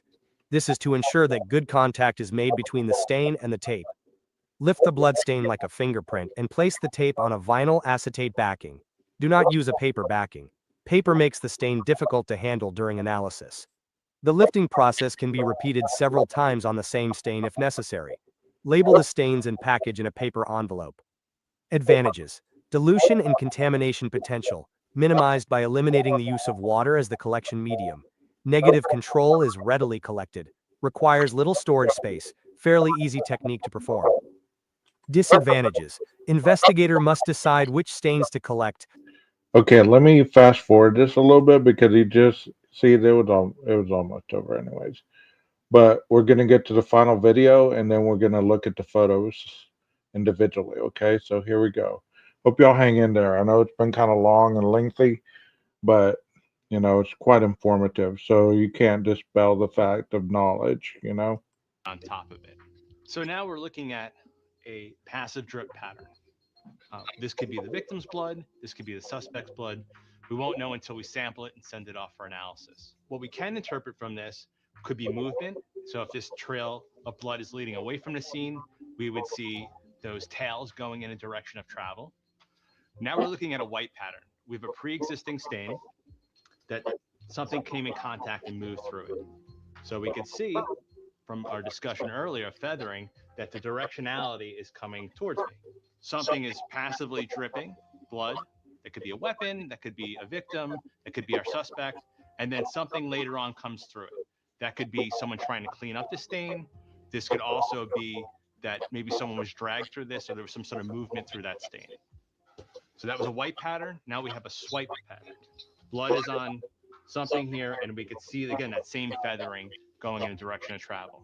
We have a transfer pattern with movement, which is a swipe pattern. There's blood on something, and then we're just moving that in a direction. Usually when it's a white pattern, we could see those original stains. So they're drying, and then someone tries to wipe them off with a cloth. Now we're looking at a cast-off pattern. So this is a subcategory of spatter. That's a projection mechanism. So blood is on an object, and we're moving that object in space. That could be someone's hand, that could be a pipe, that could be a bat, that could be a knife. And as that object moves, blood will be flung off it, and we have these very distinct linear patterns or curvy linear patterns. At a crime scene, if we see these cast-off patterns, they can go up the walls, they can go across the floor, and even onto the ceiling. So we're looking at a spatter pattern, but we have a normally continuous drops of blood that are being interrupted or blocked by something. And that gives us a pattern that's called the void. Sometimes we have crime scenes where there's something important that would be in that pool or in that pattern or that spatter pattern, and it's been removed. So it could be someone's bag or a cell phone, their wallet. Okay, as you just saw there, he talked about this being the void pattern. So what we were talking about as far as the 90-degree droplets earlier, why there was an interruption in some of those and they weren't smeared, then he just discussed it right there. So whatever was interrupting the droplets went on whatever was in this area. So that's why there's no blood right there, and it's all the way around. You'd think that would be common knowledge, but for some people, you have to show them a little diagram in order for them to understand that. Pattern, and it's been removed. So it could be someone's bag or a cell phone, their wallet. I had a crime scene where someone was bludgeoned, and adjacent to his head was the complete absence of blood spatter. Looking to the left of him, there was a spatter pattern that didn't line up. What we determined was that the curtains inside of the hotel room were open at the time of the crime and then closed later on. We've gone over how these patterns are created, our different categories of patterns, and what we can interpret from these patterns at a crime scene. This is not a simple process. This stuff takes time, training, and experience. And beyond that, there's no absolutes with any of this. There's no one specific. Scraping bloodstains into a paper packet. Use a clean, sharp instrument to scrape the bloodstain into a paper packet. The packet can be labeled and placed in a paper envelope. Do not use a plastic container in place of a paper packet, because the static charge from the plastic will cause the blood flakes to disperse and stick to the sides of the container. This technique can be combined with the tape lift method by scraping the stain near the tape's sticky side. The static charge will cause the flakes to stick to the tape. The tape can then be placed on vinyl acetate. Advantages: dilution and contamination potential minimized by eliminating the use of water as the collection medium, requires little storage space. Disadvantages: investigator must decide which stains to collect. When scraped, bloodstains tend to break into small, very hard to handle flakes. The flakes have a tendency to be easily lost during the scraping process, except when used in combination with the tape lift. Some surfaces are not easily scraped. Absorbing stains onto moistened 1/2 long threads. Use only distilled or deionized water to moisten clean, 1/2 long, number 8, white cotton threads. Do not handle the threads with bare hands. Place thread on bloodstain with a pair of clean forceps or a clean cotton swab. Roll the thread on the bloodstain so the stain is absorbed onto the thread. Repeat until a minimum of 4 threads are collected. Place the threads, and swabs if used, in a secure area and allow them to air dry. When air dried, package into a paper packet and place in an envelope. For transportation purposes and to prevent cross-contamination, the threads may be placed in a plastic container for no more than 2 hours. Once in a secure location, the threads must be removed from the plastic and allowed to air dry. They may then be. So as you're hearing all these protocols, there's a reason that, and this just talks about wet blood and stuff like that. Like I said, if you want this video, I will I will put the link in the chat. There's really, I mean, it's just going through protocol. And one thing that you must remember whenever you're watching true crime on here, or you're hearing about a case, or you're hearing about blood and all this other stuff, is there's a protocol for everything.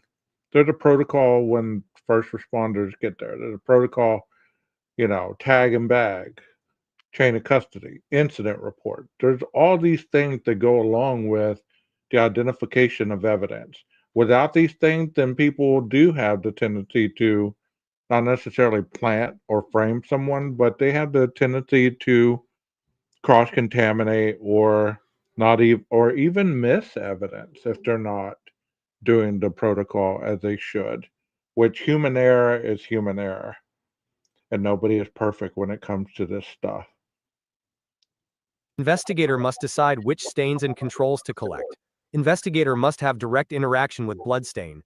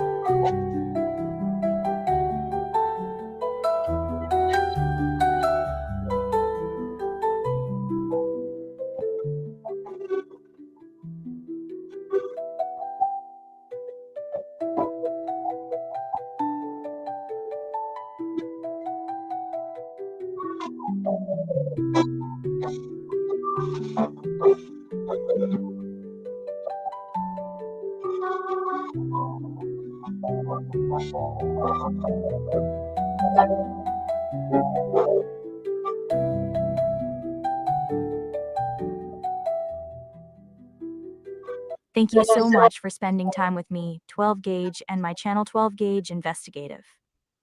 I did this to show the differences in educational value of blood and how it pertains to a crime scene.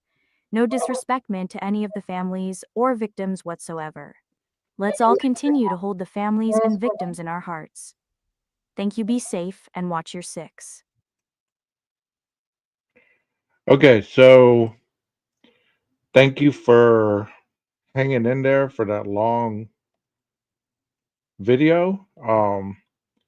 Now we're gonna go and look at the actual photos without the video format. So here is, thank you so much for that, Nina. Thank you. Like we were talking about earlier, since we just learned about the blood and how it's defined in a lot of different ways, you can see a lot of what was just demonstrated right here. Look, this even looks like potentially somebody could have been grasping at this to get up. I mean, it isn't really clear, but there's a lot of blood on this nightstand. There's a lot of pool of blood right here, obviously soaked into the carpet. Or no, this isn't carpet, my bad. This is the wooden floor. My bad. So there's, like what we saw, when blood is unable to saturate into an object, it sits there and pulls on top of it.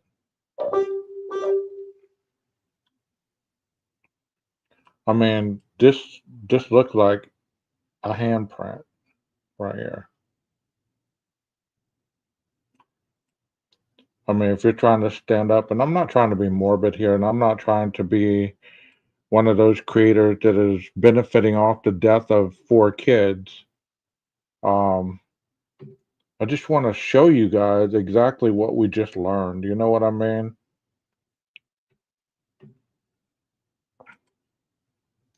And it's evident in everything that you see here. This is another area where they were talking about the blood saturating into the object. So if there was blood here, then it's going to soak into the object. And like I told Nina earlier, this is an indention. So it tells you that the person is still in the bed. And there's a lot of blurred out right here. But that nightstand is just terrible. That is just a terrible sight to witness. There's also blood spatter on the little book on the wall, going down the wall. See how that blood is? And there's not even anybody right there, and the blood is going down the wall. I mean, just terrible. Just terrible.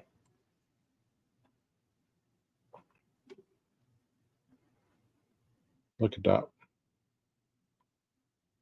But that's not enough blood for people. I don't know what their fascination with blood is, but that's not enough blood for people for them to actually see that this was a very, very bloody crime scene. You know? And Nina sent me this earlier. So she was talking about it being in a circular form. Um, as you can tell, I don't know if she drew the circle around it because I don't think it was drawn in the floor. Nina, you're in chat. Can you talk about the circle?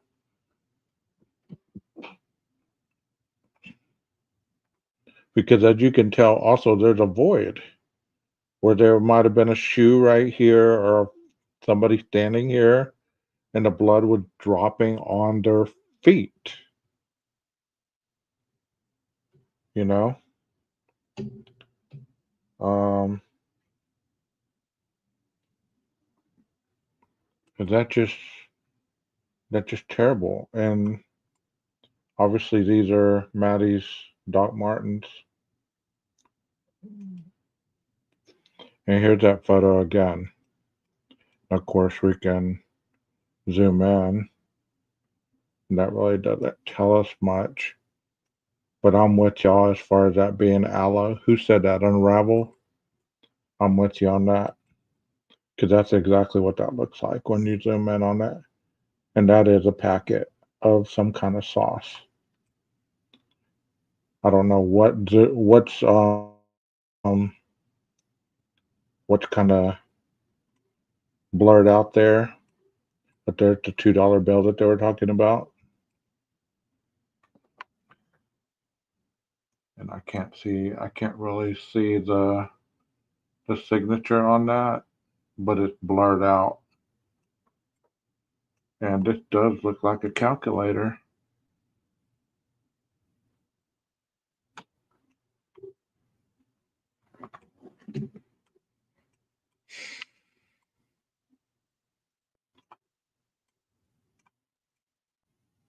Yeah, this is definitely Taco Bell.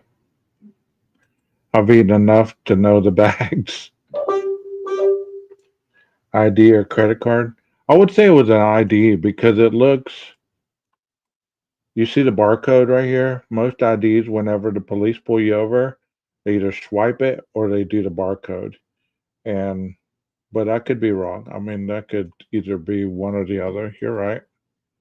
Um,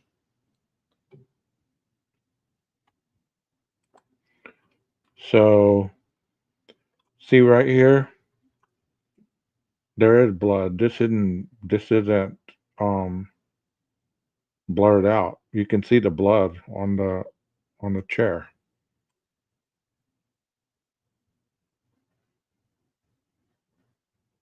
I could see why they would say that you could see what looks like somebody sat in a chair. I could see why they would say that. Because look at the pattern of the blood and how the consistency, and the thicker the blood is, the more pressure I would believe that was placed upon that. Yeah, an ID card or a driver's license or something of that sort. Um, what do y'all think about that chair? Do you believe that, you know, yeah, there's blood on that chair, and this is unblurred out, so you can see the outline of somebody potentially sitting in that chair. And it could have been Xana for all we know. She could have raised herself up enough to sit in a chair and was bleeding on this other stuff. And then he came in and finished her off, and that's when you heard the thud. We don't know that nobody sat on there, though, Nina. I mean, it could have been Xana that sat in the chair. We could think about it like this: if you're fighting for your life and you're trying to save yourself, you're not going to be wanting to lay on the floor bleeding. In my perspective, I would say that I'd be wanting to get up and sit up to try to stop the bleeding somehow. And, you know, as you're sitting there, it's going to get all over all over that bag in that Coors Light box. But I could be wrong. I mean, I could be wrong.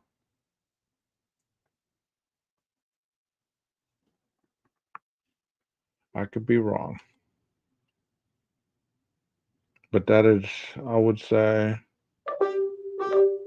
that is definitely blood on that bag.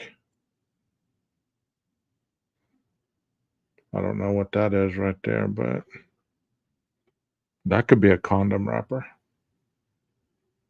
I mean, I don't know. Let's go on to the next one.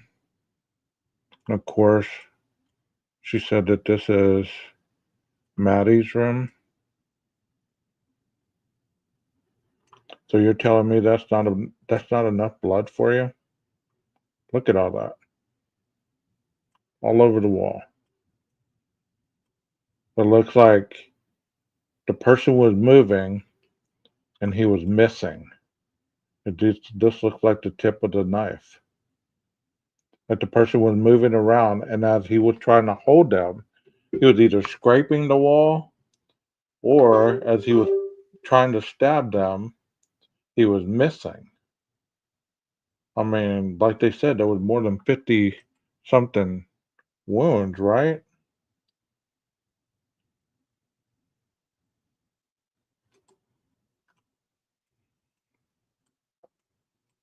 I don't get squeamish when it comes to blood, but this just makes my stomach turn.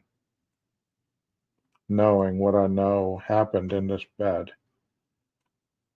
So this bed, it doesn't look like this bed had a headboard. It was just one of those flat kind of beds. God, that just makes me sad.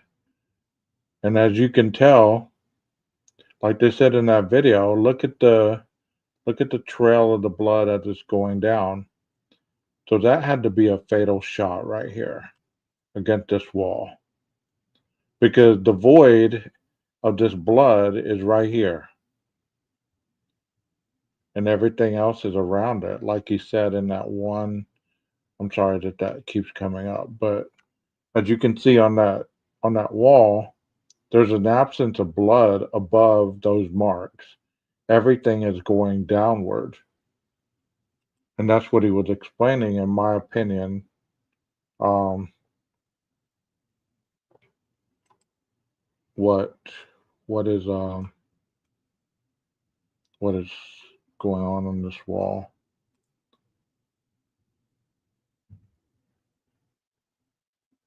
Wow.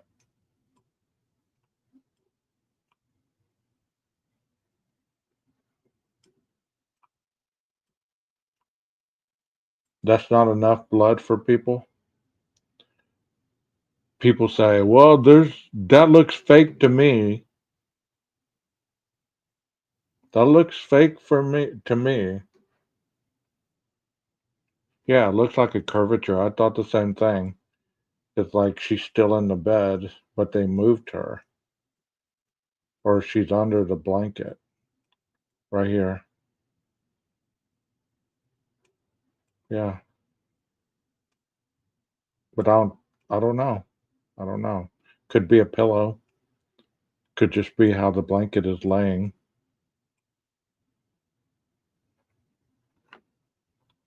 You said that looks like her hair right there? That little piece sticking out? Good catch. That does look like her hair.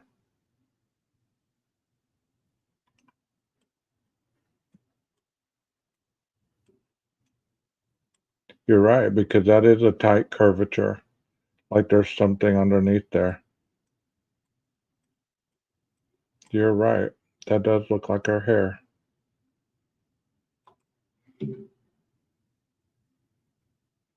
Yeah, you're right.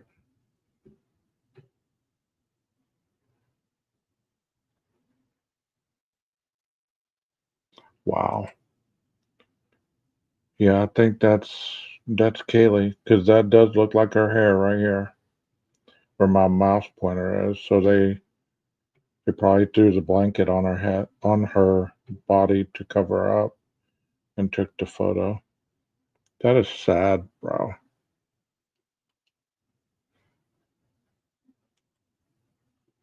Here's the picture that I showed earlier. Hold on. And I wasn't certain whose closet this was. Somebody said they thought that it was Xana in Ethan's closet.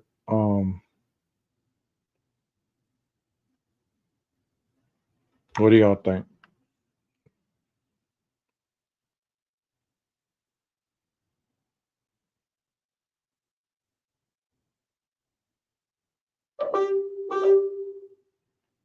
What square blur?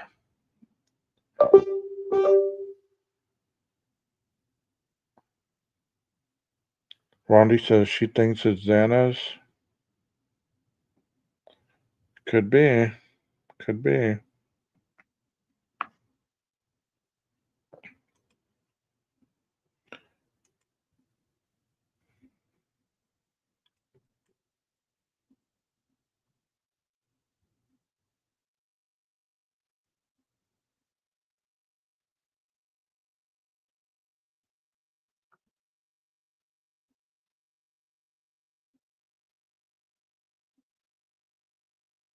Yeah, that's that table right there. Because there's that black book. And all along right there. And if that's where she's at, then that makes a lot of sense that She either hit this on the way down, and that was her final resting place. Because there's no bookcase, there's nothing on this side that would have made a thud against that far wall that would have been that loud.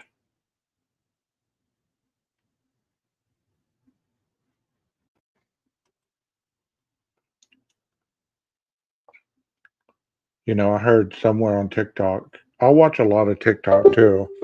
So whenever I'm discussing hearing things and seeing things, it's not necessarily all on YouTube. You know, it's all over the place.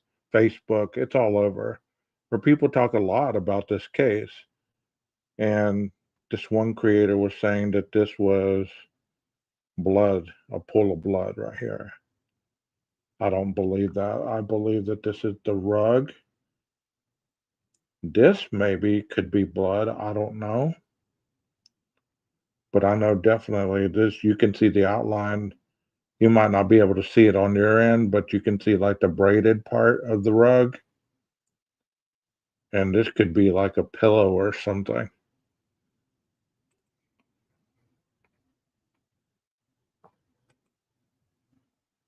But that is definitely that nightstand that we showed at the very beginning.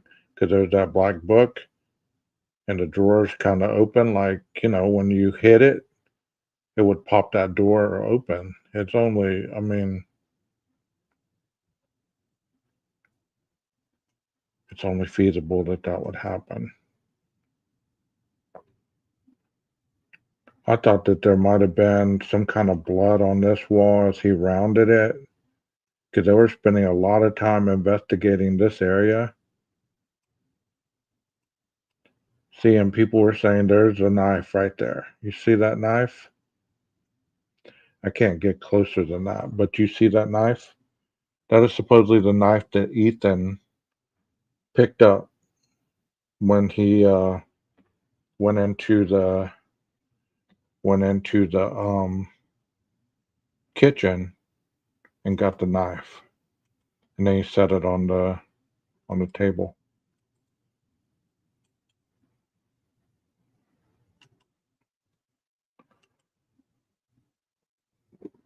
It is sad.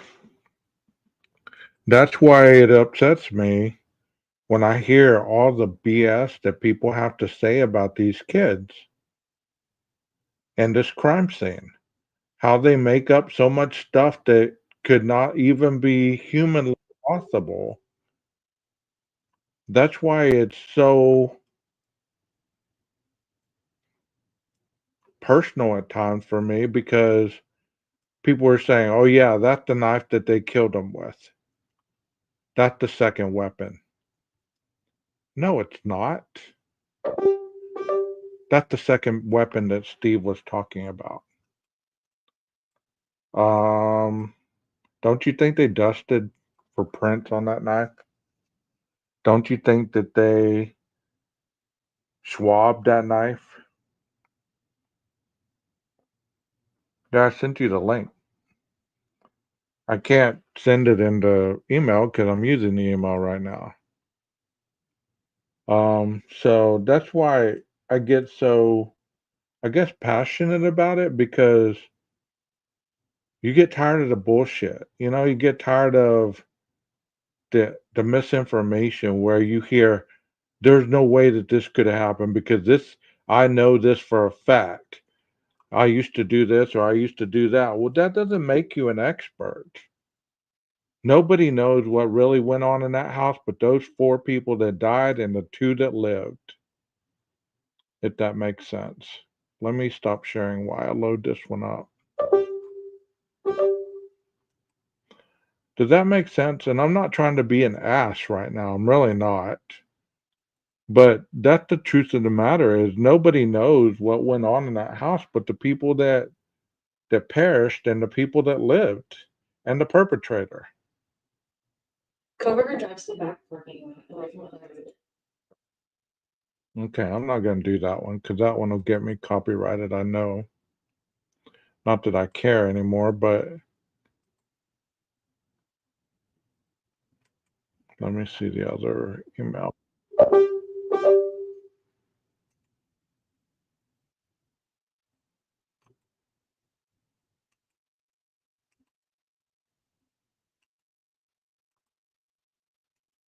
Okay, there you are. Yay, I'm back for a minute. But you get what I'm saying? I mean, that's what makes me. Oh, yeah, I totally understand that. I mean, that's what gets under my skin is all the all the foolishness that's said about these people.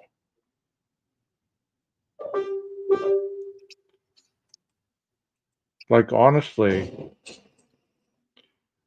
um, yeah, I didn't get to get that video that you sent me of the bright light. You'll have to send it some other way Okay, I'll because send it an email and we'll do it. We'll do it over the weekend. well, if you can send it over the email, see, I tried to forward it to myself and it said it's just too big. The one that I got was the rendition of the car going Oh around no, my house. the one that's with that unravel, it would be a YouTube link. Well, email me that link right quick. Okay, hang on. Let me take off these people's names so I don't dock them. Yeah, send me the link and I'll show it. Yeah, I meant Hunter. My bad. Thank you. Thank you for that, JB. Thank you. I always say that. Always when I'm talking about Ethan, I always mean Hunt. When I'm talking about Ethan, and then I go to Hunter, I always call him Ethan. I don't know. I don't know why, but thank you for that. You're so right. You're so right. Thank you for being here. By the way, thank you all for being here. Whichever chat you're in, thank you so much for being here. Like we said earlier, there's no competition. We're sharing a lot of stuff together, and we enjoy presenting together as well.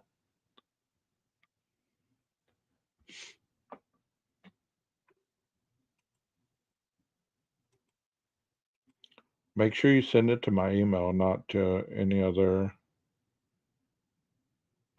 stuff.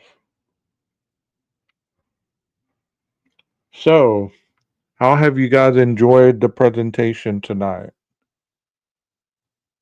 Let me know in the chat if you've enjoyed what we presented tonight. Some of the Hey, I discussions think that I we fixed the had. echo. Okay, here it is.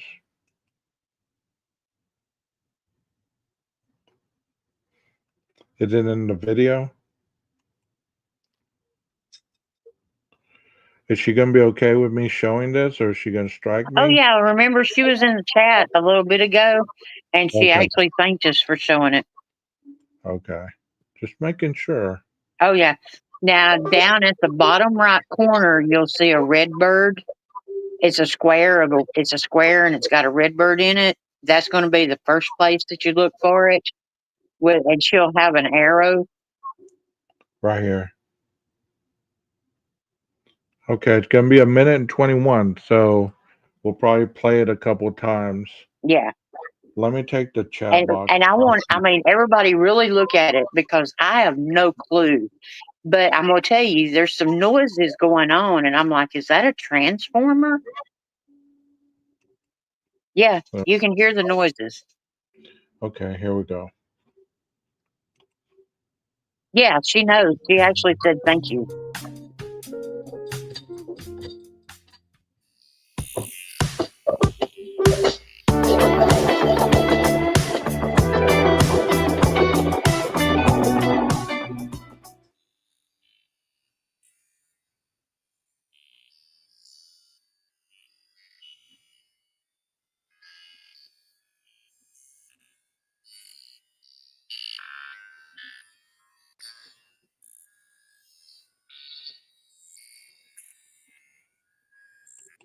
Do you have a timestamp? Because I'm like trying hard not to blink.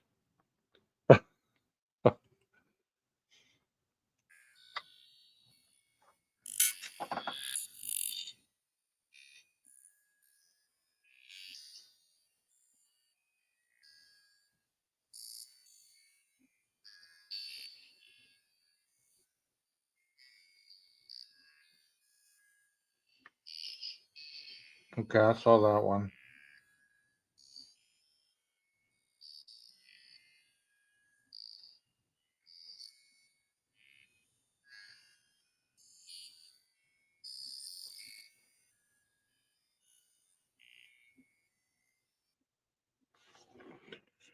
Okay, I saw one. I didn't see the other one. That one is like right here and it's on this corner.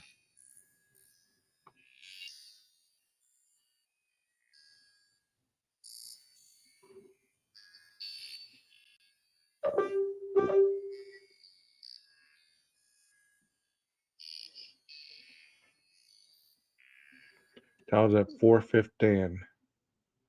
So let's slow it down.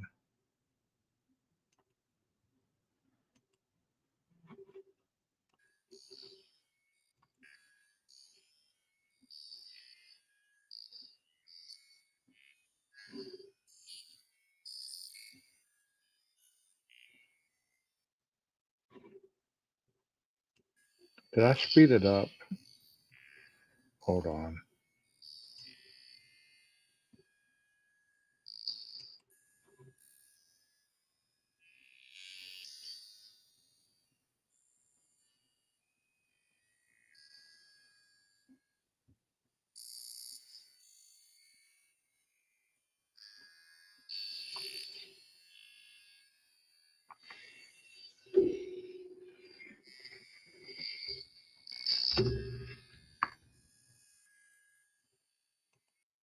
Okay, there it was. There it is, right there. There's that one. So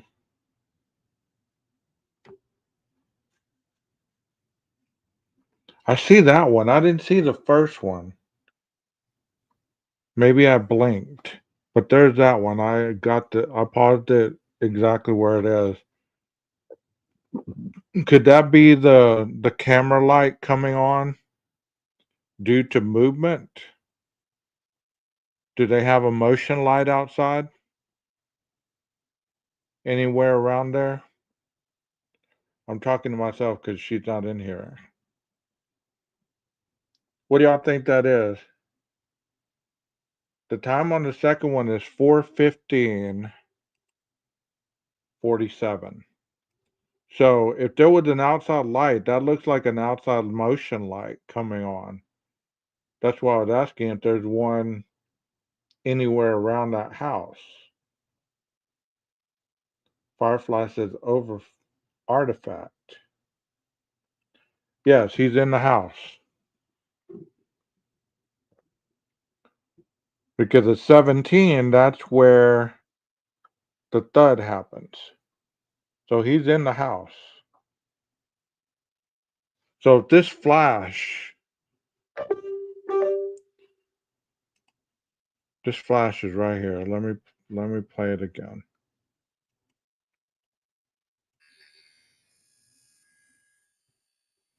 See, it looks like a light coming on. Could it have been a light from their bedroom in this house coming on and then turning off? Could there have been a light turning on and off in this house? Isn't this where Hunter lives? They said that he locked the door. I know. I know that. But just because she said that she saw a flash, that would have been a big ass flash to be coming around the corner and captured by the camera. Let me see where the first one is. You said it's up here.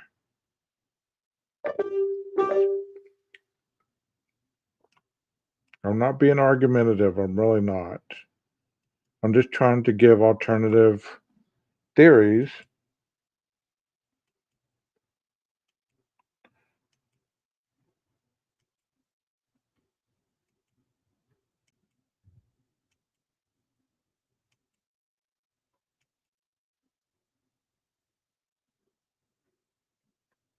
This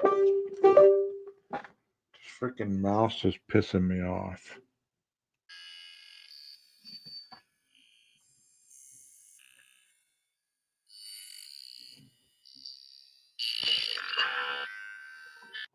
Okay, I heard that time. Wow, that was loud.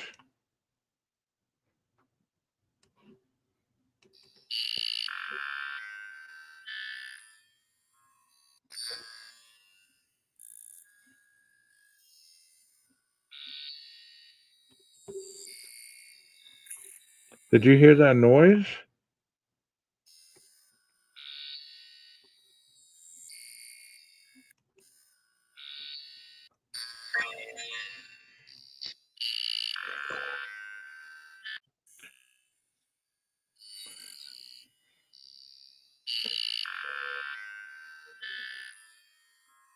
And also, do you think there might have been a malfunction in the camera? Like, that sounds like an electric, like when you have a like a surge of electricity or something?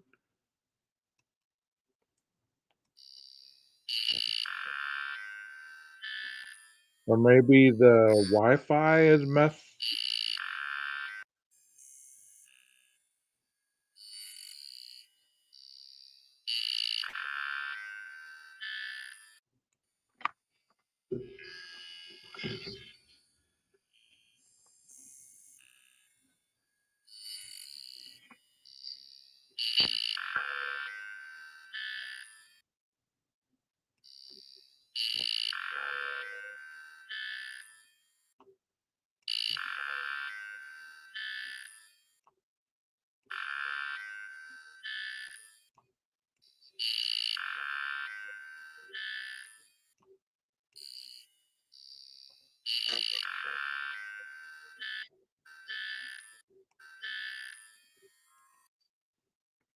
I don't know what that is. I it is sound like interference with the camera of some sort. Kinda like that, yeah, a bug zapper possibly.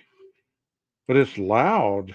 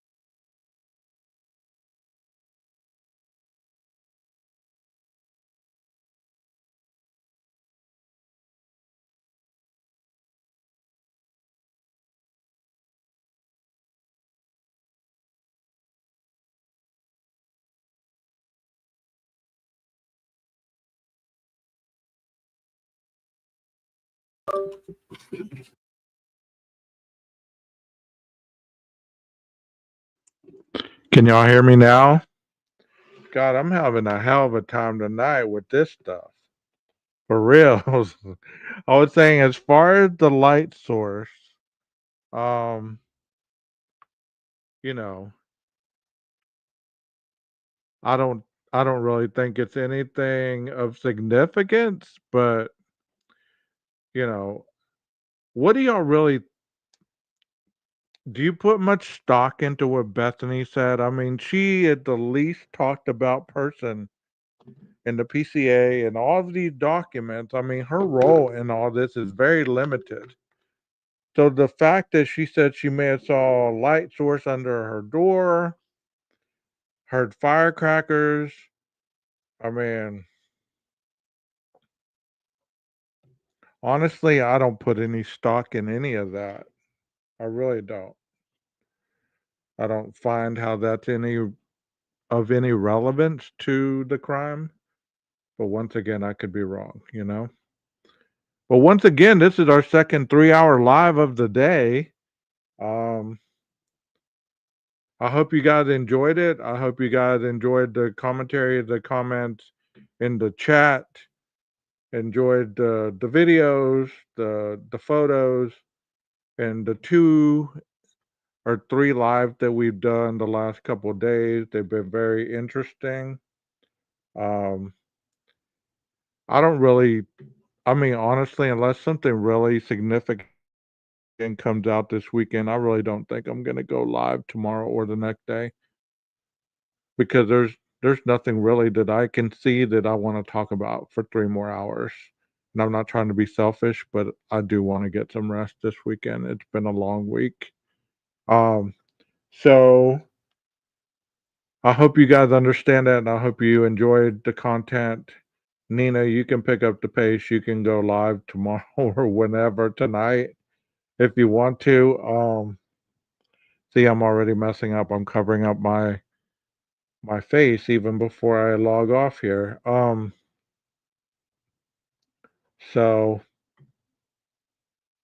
you guys check out Nina's fundraising, and she's doing it for a good cause.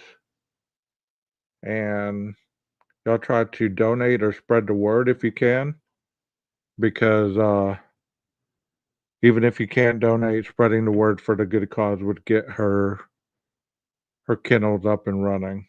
So you guys have a wonderful night. Be safe and watch your six, okay? Take care of each other. And if you're in my Discord, then I'll see you in Discord around this weekend, I'm sure, but I'm not going to do any lives. All right? Maestro, cue that music.